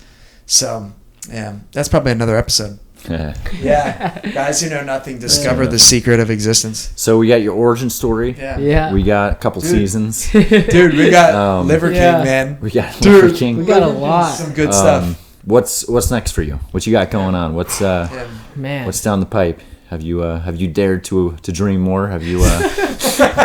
Oh, of course. It's like that's the thing. It's like you can't help it. I don't know. I can't. Yeah, dude. I want to do more live shows. You know, so like at the place at the restaurant I work, like I just want to throw a show there. You know, like just set up a bunch of speakers and have a good time. Like. Oh, at the restaurant where you work? Yeah. That's awesome. Because like my uncles, and so I can just nice. I'll ask him. Somebody pitched the idea. They were like, "You should throw a show here. What are you doing here?" You know, like it's like that's a good idea. Let's just do that. So a lot more shows in the near future. How about the UCF show though? We didn't talk about that. Yeah, but that's old. But yeah, dude, no, but the one live show. Yeah, well, I've only done one show in my life. That to me is like a phenomenon because I'm like, dude, whatever the number of streams is at, I don't know where it's at, but it's over 30 million. Like 20? Like 20. Okay. Yeah. Or just in general for everything. Oh, yeah. Dude, I'm just saying for all the songs. And then it's like, dude, one show, but it was one awesome show. It was that so show fun. was awesome. I dude, loved I don't it. know, I couldn't make it. Yeah, man. That show was fun. awesome. Like, that was a banger. It was fun. Dude, I loved one it. for one. One for one. Yeah, but yeah. Maybe 2 for 2 soon. Exactly. Right? It's bizarre. It's like, No, dude, there's yeah. millions of streams, like, absolutely broke through. And one show, but it was a great show, man. Thanks, it was, man. dude, it was a great show. You were a part of it. So I sure hope it was. Yeah, No, we did one it was show. so And it fun. was I awesome, think, man. I think live shows is where I will thrive one of the most, for sure. For some reason, like I remember, okay, so for that live show, and I'm not used to being on stage, you know, like I don't like being in the limelight. But for some reason, I guess I knew like I belonged there. So I remember I wasn't nervous at all the day of. It was so strange, and there was like hundreds of people there, like 300 to 400 people there. And also, but they didn't all know me. So it's not like it's a warm crowd, but half of them like have no idea who I am. You know, I was like a guest for, you know, another event, you know, and they kind of just threw me in there. So like they don't all know me. They just all were informed like, hey, there's this random kid from Orlando playing. They're like, okay. And so I remember I had like someone, you know, videoing me, and they're like, so do you feel nervous? And I'm like, no. They're like, why? I would be like pooping my pants, you know? Like I can't imagine getting up there. I'm like, I don't know. I'm like, I feel like I belong up there. Like I feel like this is meant to be. I feel like this is where I'm supposed to be. And so I remember that feeling, and then I remember just wanting to make the best show possible, but making the crowd a part of it, and you know, making it a show, like making it entertaining and stuff. That's like one of my favorite things to obsess on. And so a lot of shows in the near future. I mean, a lot of music. I think, I mean, for the first time. You still producing music? Yeah, of course. Yeah, all the time. Like for the first time in my life, like I hired coaches. So I hired a vocal coach, you know, and I hired a production coach. Because I'm like, I'm still in the craft stage, you know, like, so I guess technically I'm year 4 or 5 into music, you know, and I feel like I'm still far away from like my mastery stage, and so I'm still just like, you hit that first dollar though. Yeah, I hit the first little bump, you know, like basically my career, it's like I hit this little bump, and like now like I feel like I plateaued for a bit. Yeah, and so you know, that's how it goes. Exactly, it's how it goes. It'll come back, dude. It'll come back again, but I'm man. like, it'll so probably go higher the next time. Exactly, and so you know, I mean, I even noticed in life, it's like whenever things start going terribly wrong, and like if you're like in the worst phase of your life, it's life, so it's a pendulum. It'll slingshot back.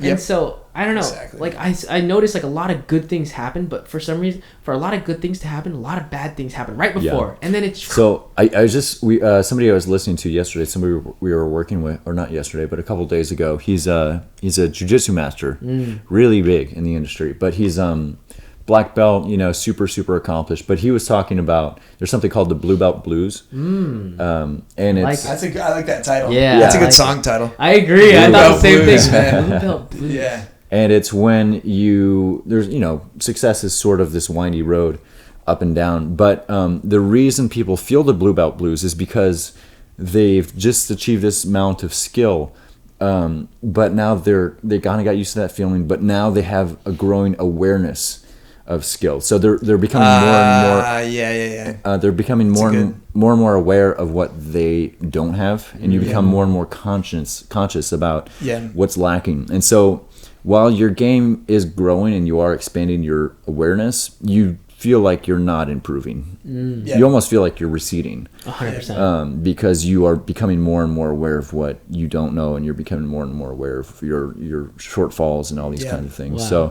But I mean, the bottom line is, It's ultimately what's going to happen is very quickly your awareness, you're going to start to link up your skills with what you now have learned about your craft. Yeah, so exactly. It's just I love that. I feel like I'm in the Blue blue belt belt blues, baby. I'll be real. Yeah, man. So like I'm back to my, I feel Blue like I'm belt back in my blues. I feel like I'm back in shit. my early grind days, and just like getting all these coaches and really working hard at the craft and just trying to get better. And it doesn't feel like I'm getting better, but I know I'm getting better, but it doesn't feel like it, Awareness. And I'm just waiting. Yeah, it's that. And I'm, and I think everything's like, again, it's a windy road. And I think also it's exponential, especially for music, and it's like for people to hit like mainstream success, dude, it genuinely takes a decade. Like for example, Sabrina Carpenter out right now, and she's like top 10 artists in the world, but this is a decade in the making, like she's been making music for 10 years and people have no idea. They only found out a couple years ago, and she's been producing at such a high quality the entire time. Dude, everything just takes time.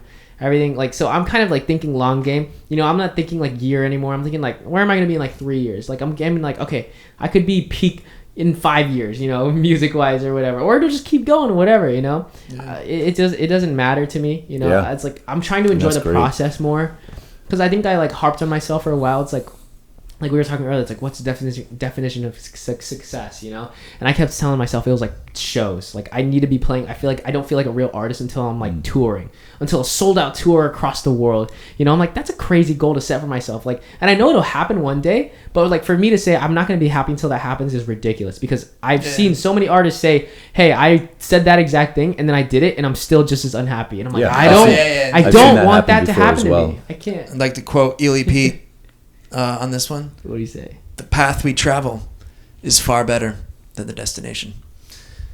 It's all about the journey, my friends. And as long as the journey and the stories we're writing is, epic, then it's just all, dude, they're just different scenes of the movie, man. And I've heard that story, dude, so many times. Every artist says it. People are like, I'm trying to get to this place. It's gonna make something. I've had that achievement on like minor levels where it's just like, man, like then you get there and it's like anticlimactic. It's like, all right, like whatever. It's just because you're human, and I don't know, it's hard to comprehend it all and stuff. But I mean, I'm still in that spot. I'm saying all this out loud. I'm just speaking my mind, but it's like I still think that's gonna give me the feeling. And I know it won't, but it's part of me still is like, oh, don't worry, buddy. Once you sell all these shows, you're finally gonna feel okay and like a real artist and stuff. And I know that's not gonna happen, like I know. So I'm trying to work on, rooting myself into the present moment, enjoying every moment, like this moment here on the podcast, and enjoying just making, music for fun and just every stage of life. I'm trying to enjoy that. So. That's beautiful, man. That's a great story. Yeah. That's very inspiring. Absolutely. Well, Colby. Well, any final words, boys? I think I'm all good. Final topics, final words. Happy birthday, Brian! Happy birthday! Yeah, I man. love it when it's someone's birthday, and I love saying happy birthday live. So, dude, it's happy birthday, this man. This has been a great Seriously. birthday. It's such an honor to have you. Yeah, man, dude. Be here with your birthday, man. This is a high achievement 30th birthday. Yeah, man, dude. Yeah. I think, dude, when we look back, man, if we'll do more episodes, and guys who know nothing, man, we'll remember the 30th birthday episode. Was an epic one, man. I'll remember this. Yeah. Good time, man. Any final words? Or I mean, my final. Yeah. I think we covered everything. Happy birthday, Brian. Yeah. Happy birthday, Brian! 30th birthday. Thank you all for watching, and thank you for bringing us back by popular demand. Hell yeah. This is Shaggy's evil brother, AWIN, and your boy Colbonics signing off. Enjoy today and love tomorrow. Wow. Great.